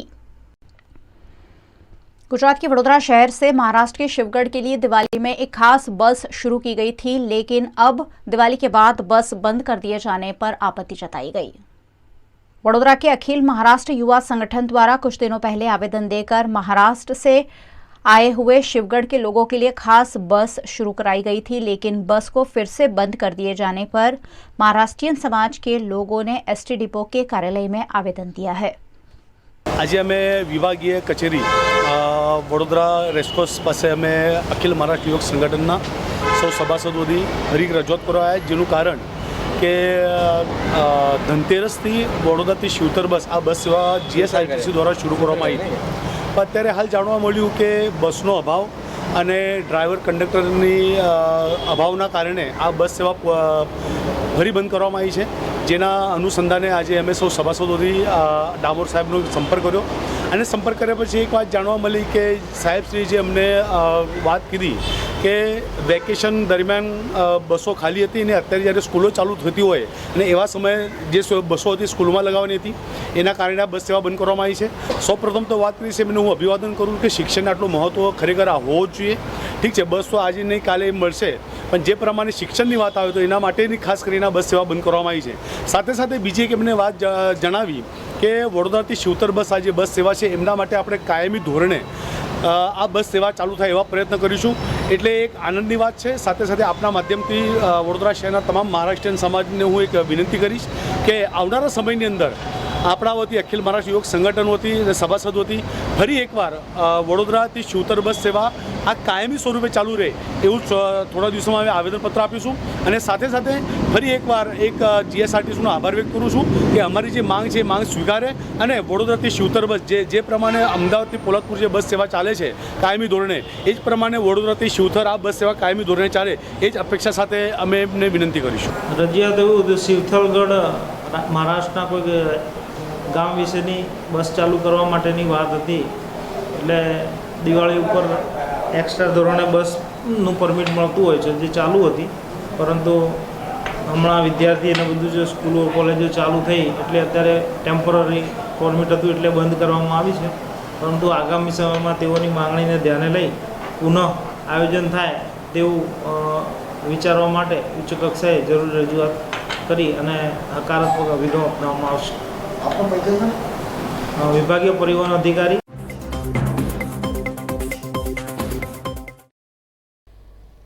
नमस्कार, मैं हूं मयूरिका और आप देख रहे हैं VNM टीवी। विधानसभा चुनाव का माहौल है और इसलिए रोजाना चर्चा हो रही है कि हमें वोट किसे करना है, क्या मुद्दों को हमें ध्यान में रखना है। राजनीतिक दलों की विचारधारा तो हम आप तक पहुंचा ही रहे हैं, प्रत्याशी क्या वादे लेकर आप तक पहुंच रहे हैं वो भी हम आपको दिखा रहे हैं, लेकिन वोट आखिरकार आपको करना है। एक स्मार्ट मतदाता आपको बनना है, क्योंकि सवाल 5 साल का है। जब भी हम छोटी सी भी चीज खरीदने जाते हैं उससे बहुत स्मार्टली हम हर एक पहलू को देखते हैं, परखते हैं, गूगल भी करते हैं। एक फिल्म देखने जानी होती है 3 घंटे की, तब भी हम गूगल रिव्यू देखे बिना अब नहीं जाते हैं। इतने स्मार्ट तो हम हो ही चुके हैं। तो जब 5 साल वोट करने की बात आती है तब हम गूगल करते हैं कि हमें कौन सी पार्टी को वोट करना है, कौन से प्रत्याशी लड़ रहे हैं, उनकी क्या विचारधारा है, उनका क्या पास्ट है, भविष्य में 5 साल आपको क्या दे सकते हैं। इन्हीं सारे मुद्दों पर आपको 1 महीने तक, अब कम ही दिन बचे हैं, 1 दिसंबर और 5 दिसंबर वोट करना है गुजरात को, और किन मुद्दों पर वोट करना है आज इस पर बात होगी। और हमने स्टूडियो में आज आमंत्रित किया है वडोदरा के अग्रणी नागरिक, जागरूक नागरिक जिन्हें मैं कहूंगी, रोहित प्रजापति को, जो पर्यावरणविद है और वडोदरा शहर उन्हें भली भांति जानता है। रोहित जी, बहुत बहुत स्वागत है। चुनाव नजदीक है और जब भी चुनाव आता है तब आप और हम बैठकर यही मशक्कत करते हैं, यही लोगों को समझाने की कोशिश करते हैं कि मुद्दे सही होने चाहिए, कैसे आपको अपने कैंडिडेट्स को परखना है। सबसे पहला सवाल रोहित जी आपके लिए यही, चुनाव आपकी नजर में क्या है? चुनाव का मतलब ये होता है कि आप ये तय करते हो कि आने वाली आपके ज़िंदगी को लेकर जितने सवाल है, समाज के जितने सवाल है, राज्य के जितने सवाल है, उस सवालों के बारे में किस प्रकार की नीतियाँ बनेगी, और उसके बारे में जो पैसे सरकार के पास टैक्स के रूप में जाते हैं उसका कैसे इस्तेमाल होगा। और ये इतनी गंभीर बाबत है, मैं ये कहूँगा कि लोग ये नहीं समझते कि आप जब 1 मिनट में एक बटन दबाते हो ना, तो या तो आप अपना गला दबा रहे हो या फिर अपने ज़िंदा रहने का प्रूफ दे रहे हो कि मैं ज़िंदा हूँ, मैं ऐसा व्यक्ति हूँ कि मेरे में जान है, समझ है और मैं समझ के वोट कर रहा हूँ। तो मुझे लग रहा है कि ये बहुत महत्व का मुद्दा है कि जब आप वोट डालते हो तो उस वक्त आपको बिल्कुल मतलब सोच समझ कर, बड़ी लंबी समझ के साथ वोट डालना चाहिए। गैर जिम्मेवाराना जो वोट डालने का तरीका बड़े पैमाने पे अब तक चला है उसको बंद करना चाहिए। मेरे हिसाब से वो बहुत महत्व का दिन है। जी, आज हमने टाइटल ही यही दिया है कि क्या मतदार बनेगा जिम्मेदार, क्योंकि बार बार चुनाव आते हैं, बार बार हम ऐसी सरकार चुनकर लाते हैं कि 5 साल तक शिकायत लगी रहती है, समस्याएं जो है हल नहीं होती है। सड़कों से लेकर प्रदूषण तक हर एक समस्या जो पिछले चुनाव में थी, इस चुनाव में भी वही समस्या हैं, वही मुद्दे हैं। ऐसे में क्या मतदार बनेगा जिम्मेदार? रोहित जी, कैसे एक मतदार जिम्मेदार बन सकता है? क्या मुद्दे उन्हें ध्यान में रखने चाहिए और कैसी पार्टी को, कैसी विचारधारा को और क्या वादे करने वालों को वोट करने चाहिए? एक तो मुझे पहले ये कहना है कि जब इलेक्शन आता है तो सारी पार्टियों को, उसके नेता को टेंशन होना चाहिए कि 10वीं और 12वीं की परीक्षा है। जब बच्चों की 10वीं की 12वीं की परीक्षा होती है, मुझे लगता है कि पूरा साल घर का हर व्यक्ति या उनके जो नज़दीक के लोग हैं सबको टेंशन रहती है। उस प्रकार की परीक्षा ली जाती है। मैं नहीं मानता कि इलेक्शन के दौरान जो हम जिस प्रकार के नागरिक हैं, जिस प्रकार से हम वोट डालते हैं, तो उस प्रकार का माहौल हम नहीं बनाते। उनको टेंशन ही नहीं होता है। उनको ये लग रहा है कि जो भ्रामक मुद्दे हैं उस पर आप मत मांग सकते हो और बड़ी खूबी से लोग आपको मत दे देंगे। अगर आप जिस भाषण देख लीजिए नेताओं का, उनके परिपत्र देख लीजिए, उनकी टीवी डिबेट देख लीजिए, तो उसमें मुद्दे की बात नहीं होती। उनको लग रहा है कि जरूरत नहीं है।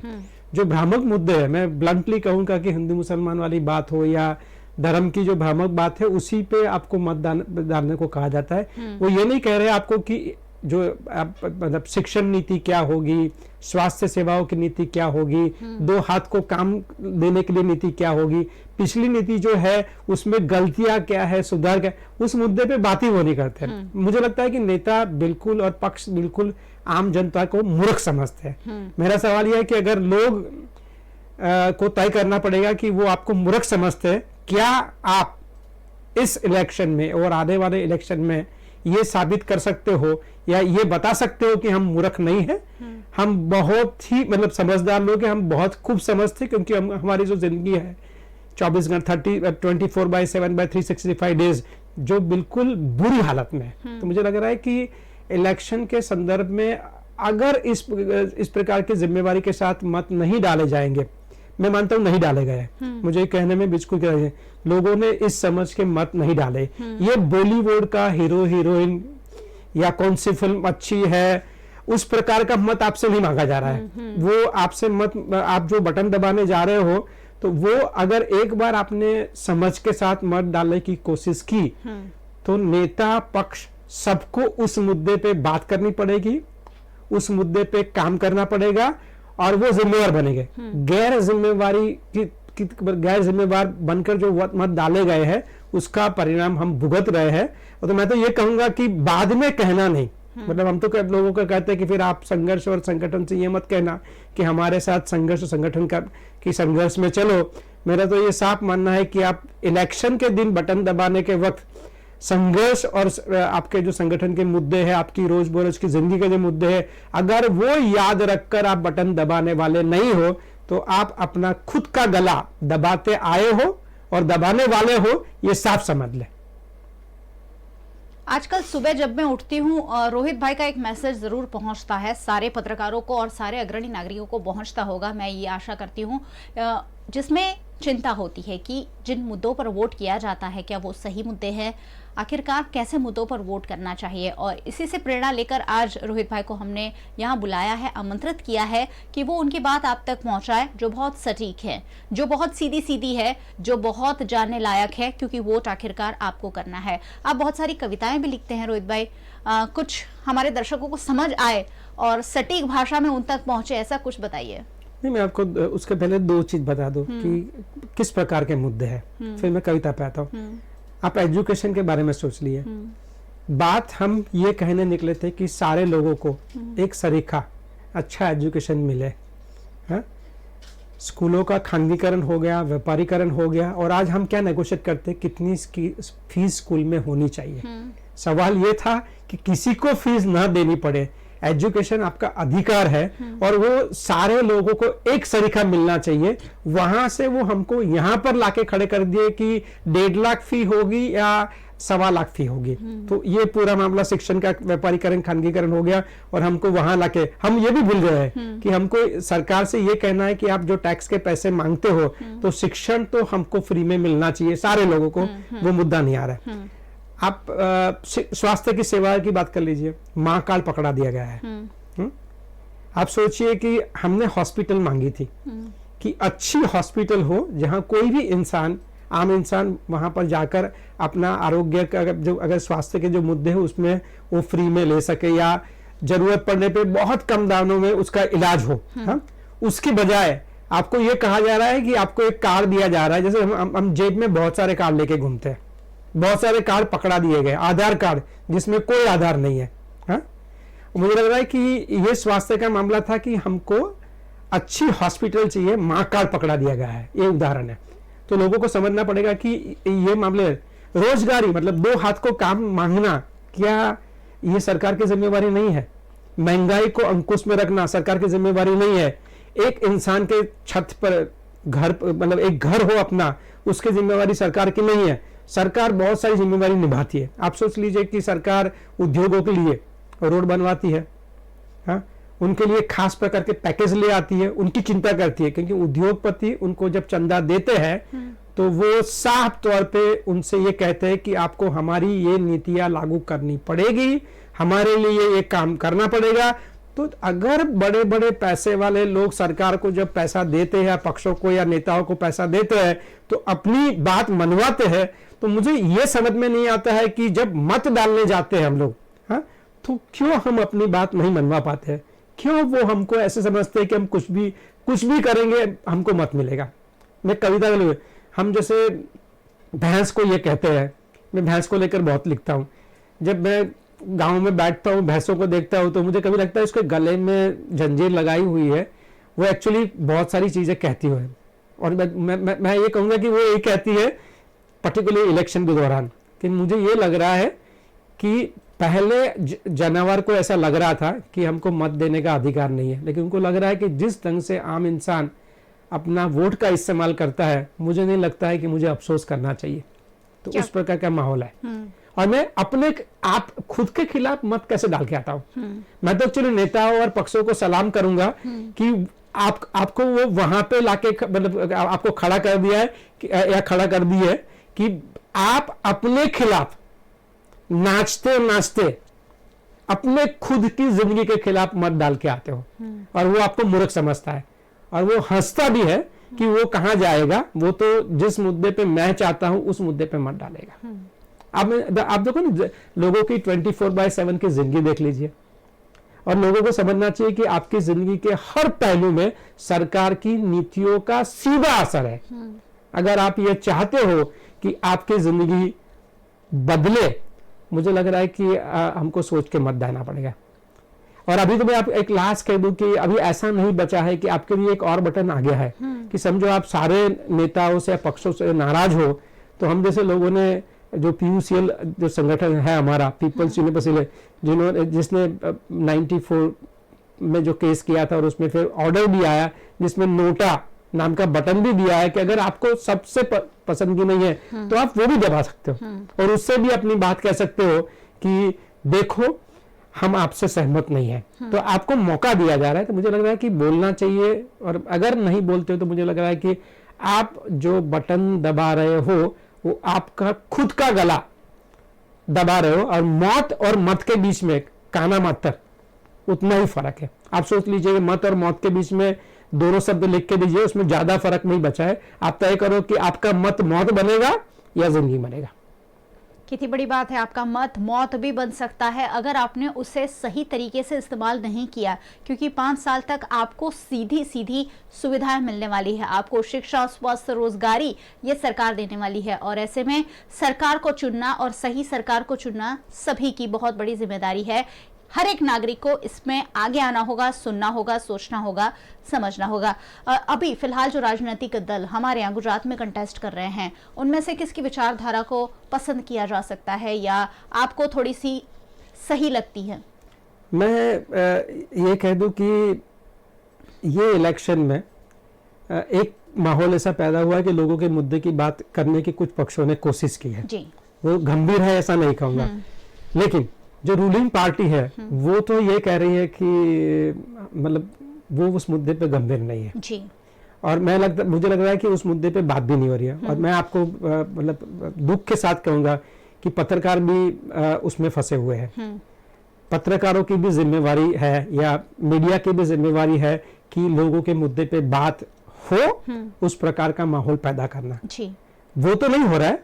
लोगों के मुद्दे पे बात ना हो उस प्रकार का माहौल है। पत्रकारों की भूमिका पर क्या कहेंगे? चुनाव में पत्रकारों की भूमिका कैसी होनी चाहिए? पत्रकार का काम सिर्फ पत्रकार एक फैक्ट फाइंडिंग टीम है, वो समाज का एक दर्पण है। समाज के मुद्दों को जो आम लोग बोल नहीं पाते हैं या मैं कहूंगा कि बोल पाते हैं लेकिन वो अपने मुद्दे को आर्टिकुलेट कर नहीं पाते हैं, उस मुद्दे को लोगों पब्लिक तक ले जाना या उस आर्टिकुलेशन से पॉलिटिकल पार्टी को अकाउंटेबल बनाना, मुझे लग रहा है कि वो दुख के साथ कहना पड़ रहा है कि वो नहीं बन रहा है। जो नेता चाहते हैं कि मुद्दे पे बात ना हो या ऐसे मुद्दे पे बात हो जो आपकी रोजिंदी जिंदगी से नाता नहीं रखता, उसी पे बात होती है।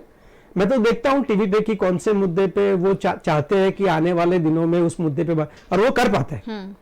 मतलब उनका एजेंडा कोई और तय करता है। मेरी एक कविता है कि मैं ये कहता हूं कि मैं अपना पेन न गिरवी रखूंगा न भाड़े पे दूंगा। यहाँ पेन को गिरवी भी रखा जाता है और भाड़े पे भी दिया जाता है। That is unfortunate. मेरी एक पोएम है कि मैं चाहता हूं कि वो उसकी सहाई कौन भरता है, ऐसी पेन आप कहां से लेके आए हो और ऐसा जिगर आप कहां से लेके आओ कि आपकी पेन आपकी मर्जी के बिना जो कोई और चाहता है वो चीज ले। उसमें कॉलमिस्ट भी आ गए। मैं ये कहूंगा कि सिर्फ जो न्यूज़पेपर निकलते हैं, टीवी नहीं, जो कॉलम लिखने वाले लोग हैं वो भी आ गए। उनकी जिम्मेवारी है कि समाज के मुद्दों को उठाए और वो इस प्रकार का माहौल पैदा करे कि लोग अपने मुद्दे उठाने की हिम्मत कर पाए। आज तो उल्टा हो रहा है कि लोग अपने मुद्दे पर ना बोले या उनकी हिम्मत कम हो। सेल्फ सेंसरशिप खड़ी करने में बहुत बड़ा हिस्सा मीडिया का है। पत्रकारों के ज़मीर पर सीधा सीधा सवाल उठा रहे हैं रोहित प्रजापति, और क्यों ना उठाए।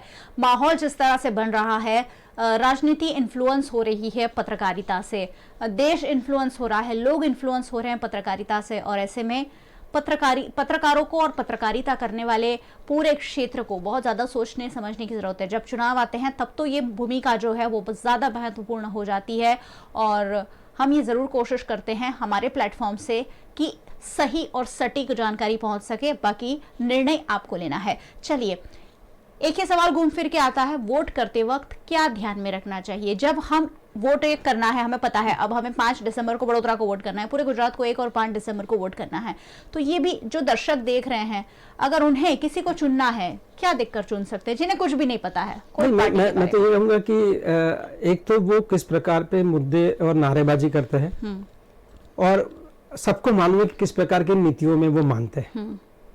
अगर मैं ये कह दूं कि महंगाई भी अगर सरकार कहेगी कि ये हमारे हाथ में नहीं है, पेट्रोल डीजल के दाम हमारे हाथ में नहीं है, रुपया का गिरना, वो मैं किसी देश के संदर्भ में नहीं कह रहा हूँ, वो एक्सपोर्ट इंपोर्ट को लेकर एक पूरी इकोनॉमी का जो दिक्कत होती है, वो सारे मुद्दे हैं, आपकी रोजगारी का मुद्दा, आपके शिक्षण और स्वास्थ्य का जो खानगीकरण हो गया है।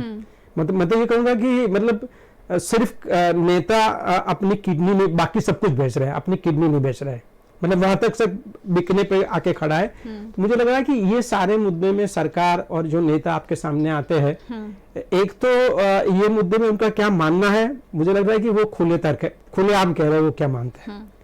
अगर हमें समझ नहीं आता है तो मुझे दुख है कि अगर वो समझ नहीं है तो आपको भुगतना पड़ेगा। तो मुझे लगता है कि ये सारे मुद्दे की नीतियां मालूम है पॉलिटिकल पार्टी या नेता की, और हम ये भी जानते हैं कि अगर आप देखो कि 1 महीने में इतने सारे लोग देश सेवा करने या राज्य की सेवा करने निकले हैं, और आपके वहाँ आपका पग दबाने आने वाले बाद में गला दबाएंगे, तो मुझे लग रहा है कि ये जो सारे मुद्दे अगर हम समझ के वोट नहीं डालते तो ये मुद्दे साफ है, पॉलिसी क्लियर है, वो खुलेआम कहते हैं वो क्या मानते हैं, वो समझ के आपको मत डालना पड़ेगा। और ये आपको कोई देखने वाला नहीं है, बटन दबाना वाला मामला है। अगर वो बटन दबाने का काम अगर आप नहीं कर सकते, मैं सकता हूं कि मैं चाहूंगा लोगों को कि माफ करना हमको, हम जैसे लोग भी कुछ नहीं कर पाएंगे। मेहनत लगती है लोगों को समझाने में, लोगों को सही जानकारी देने में, लेकिन फिर भी नहीं लोग समझते हैं कई बार, और गलत कैंडिडेट्स को वोट देते हैं, और 5 साल तक फिर यहाँ से वहाँ कॉल करने के बजाय और कोई चारा नहीं बचता है।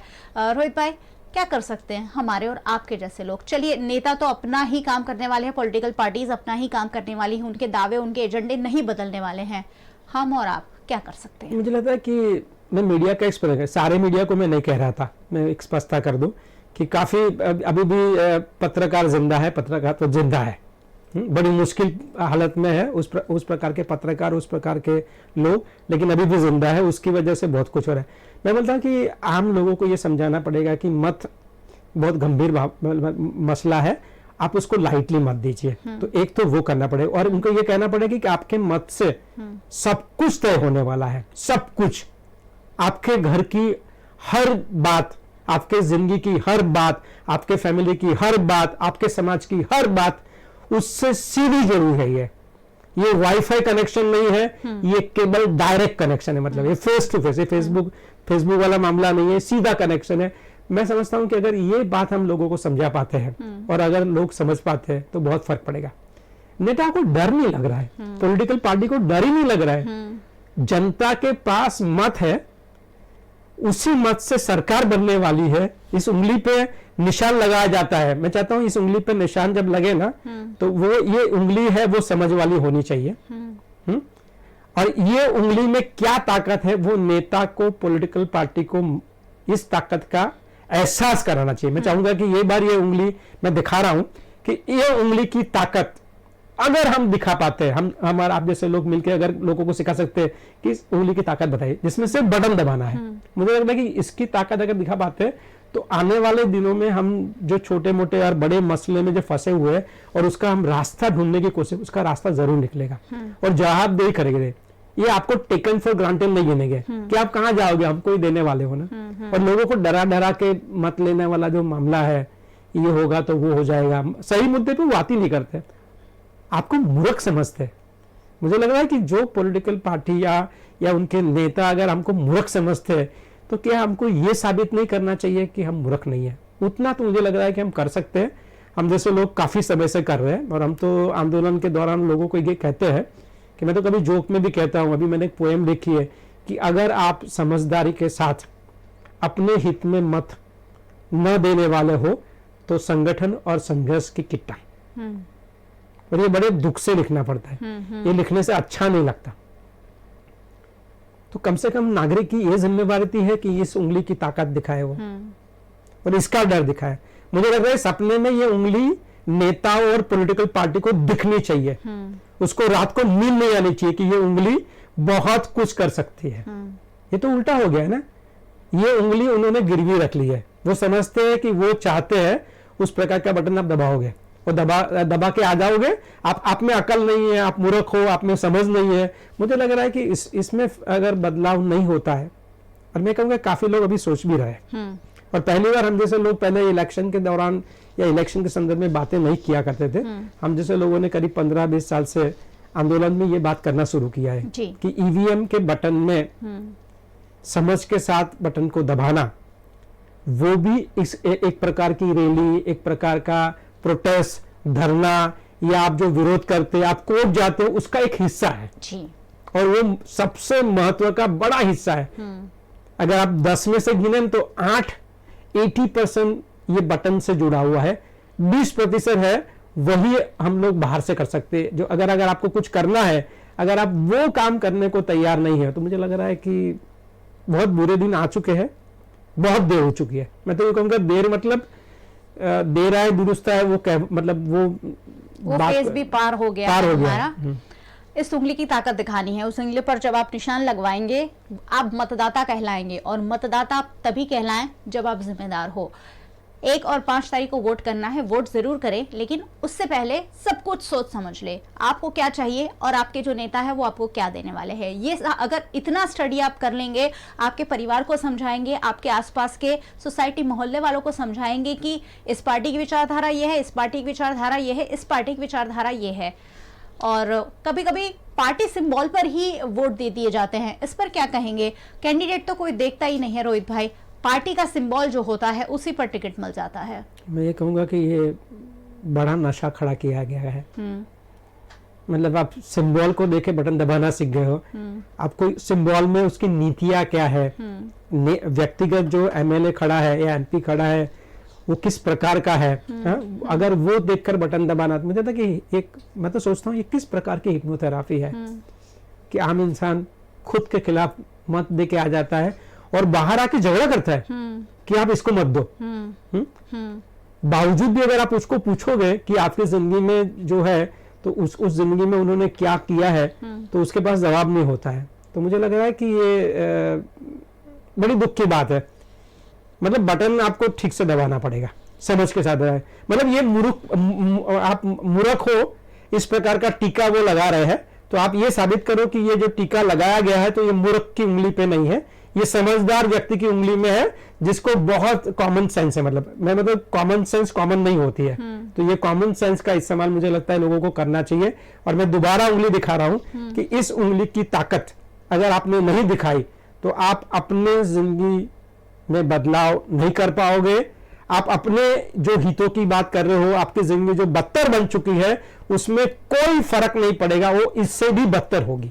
वो आपको मूर्ख समझते हैं, मूर्ख, और आपको इसका जवाब देना होगा कि हम मूर्ख नहीं है, हम समझदार लोग हैं। हमको समझ में आता है कि ये कौन कर रहा है, कैसे कर रहा है, हमको कैसे भड़काया जा रहा है। हमारे एकलव्य ने अंगूठा दे दिया था, तो मैं लोगों को ये कहता हूं कि एकलव्य के पास चॉइस नहीं थी, तो हमारा कोई अंगूठा न ले ले, वो जिम्मेवारी हमको ध्यान में रखनी है। जी, देश के आदरणीय प्रधानमंत्री नरेंद्र मोदी ने हिमाचल प्रदेश में जब चुनाव प्रचार कर रहे थे तब उन्होंने कहा था कि आपको कैंडिडेट को नहीं देखना है, कैंडिडेट ने जो भी किया है या जो भी करने वाले हैं भूल जाइए। आप जब कमल के चिन्ह पर बटन दबाते हैं तो सोचिए कि भाजपा और मोदी आपके पास आए हैं। इस स्टेटमेंट से लेकर काफी बवाल भी हुआ था और लोकतंत्र की सीधी सीधी हत्या दिखती है। प्रधानमंत्री देश विदेश में काफी लोकप्रिय हैं और अपनी पार्टी के लिए वोट मांगते हैं अलग बात है, लेकिन इस तरीके की बात कि आपको सिर्फ सिंबल देखकर वोट करना है, मेरे तो गले नहीं उतरी थी, बहुत सारे लोगों के गले नहीं उतरी थी, आपके गले कितनी उतरती है ये आपको सोचना है, समझना है। हम किसी भी पार्टी का यहाँ बैठकर विरोध या फेवर नहीं कर रहे हैं, लेकिन हर एक चीज कैंडिडेट को परखना बहुत ज्यादा जरूरी है। सिंबल या पार्टी उसमें कोई इंपॉर्टेंस नहीं रखते हैं। रोहित भाई कुछ लास्ट में जोड़ना चाहेंगे आखिरी नोट पर? मैं कहूँगा ठंडा मतलब कोको कोला करके सॉफ्ट ड्रिंक बेची जा रही है, हम पी भी लेते हैं। वो तो उसी मुद्दे पर आपसे बात करते हैं, वो ये नहीं कहते कि इसमें क्या है क्या नहीं है, और बोतल पे जो लिखा जाता है वो बहुत छोटे अक्षर लिखा जाता है। उस प्रकार की बात आपकी पॉलिटिकल पार्टियां, ये आपके नेता कर रहे हैं, आपकी जिम्मेवारी है कि इस प्रकार की बात वो आपसे करना बंद करें। और अगर आप चाहोगे तो वो बंद कर देंगे, क्योंकि अगर आपने एक दिन अपनी उंगली दिखा दी, मुझे लग रहा है वो बंद होगा।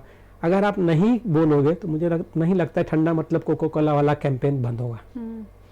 ठंडा मतलब कोको कोला, बहुत सारी चीजें हैं भारत देश में जिन मुद्दों पर ध्यान देना बहुत ज्यादा जरूरी है। अगर हम आगे बढ़ना चाहते हैं, हमारे देश को आगे बढ़ाना चाहते हैं, हमारे राज्य को आगे बढ़ाना चाहते हैं, हम खुद आगे बढ़ना चाहते हैं, हमारी समस्याओं को पीछे छोड़ना चाहते हैं, हमारी दिक्कतों का सॉल्यूशन चाहते हैं, तो बहुत अच्छा मौका है वोट करने का। और वोट जरूर करें, लेकिन सोच समझ कर वोट करें। रोहित भाई बहुत बहुत शुक्रिया हमारे साथ। मुझे एक लाइन कह देनी है कि नोटा वाला भी एक बटन है, उससे भी आप लोगों को डरा सकते हो। और मैं डराने वाली बात गंभीरता से कह रहा हूँ कि उनको डर लगना चाहिए कि आप जिस ढंग से हमारे पास हमारा अंगूठा मांग रहे हो उस ढंग से हम नहीं देंगे। वो अगर मतलब आपको कोई भी पसंद नहीं है तो एक बटन है, तो कम से कम उसमें तो बोलने की कोशिश कीजिए। जी, बहुत सारे लोग ऐसे हैं जो लोकतंत्र के इस उत्सव को उत्सव यानी कि छुट्टी का दिन बनाकर घर में बैठे रहते हैं, वोट नहीं करते हैं। वोट करें, जरूर करें, पॉलिटिकल पार्टीज को करें, नोटा को करें, जो भी आपके मन में है वो खुलकर सरकार के सामने जाहिर जरूर करें। गुजरात के पास फिर एक बार मौका है, 1 दिसंबर और 5 दिसंबर को वोट करना है, लेकिन सोच समझकर वोट करना है। और वीएनएम जरूर देखते रहना है, क्योंकि यहाँ हर एक चीज जो आपके वोट के लिए जानना जरूरी है वो हम डिस्कस कर रहे हैं। पॉलिटिकल पार्टीज की विचारधारा और साथ ही वो किन मुद्दों पर चुनाव लड़ रहे हैं वो आप तक पहुंच रहा है। आज रोहित भाई ने बताया कि किन मुद्दों पर हमें वोट करना चाहिए, या पॉलिटिकल पार्टीज हमारे साथ क्या स्टंट कर रही है, क्या गेम खेल रही है, उन सबको जानना भी हमें जरूरी है। वीएनएम का यूट्यूब चैनल है, सब्सक्राइब अब तक नहीं किया है तो जरूर कर लीजिए। साथ ही फेसबुक पर देख रहे हैं तो शेयर कीजिए। डेली हंट, वोडाफोन टीवी, जियो टीवी जैसे ओटीटी प्लेटफॉर्म्स पर वीएनएम की खबरों को आप 24 घंटे लगातार देख सकते हैं। इलेक्शन कवरेज तो जारी है, साथ ही देश दुनिया शहर जिलों की खबरों से रोजाना हम आपको अपडेट रखते ही हैं। देखते रहिए वीएनएम, जुड़े रहिए वीएनएम के साथ। नमस्कार। वीएनएम न्यूज रूम से आज बस इतना ही। वीएनएम के समाचारों को आप रोज रात 9 बजे फेसबुक और यूट्यूब पर लाइव भी देख सकते हैं। साथ ही डेली हंट, वोडाफोन टीवी, जियो टीवी जैसे ओटीटी प्लेटफॉर्म्स पर वीएनएम की खबरों को 24 घंटे लाइव देखा जा सकता है। देखते रहिए वीएनएम, जुड़े रहिए वीएनएम के साथ। नमस्कार।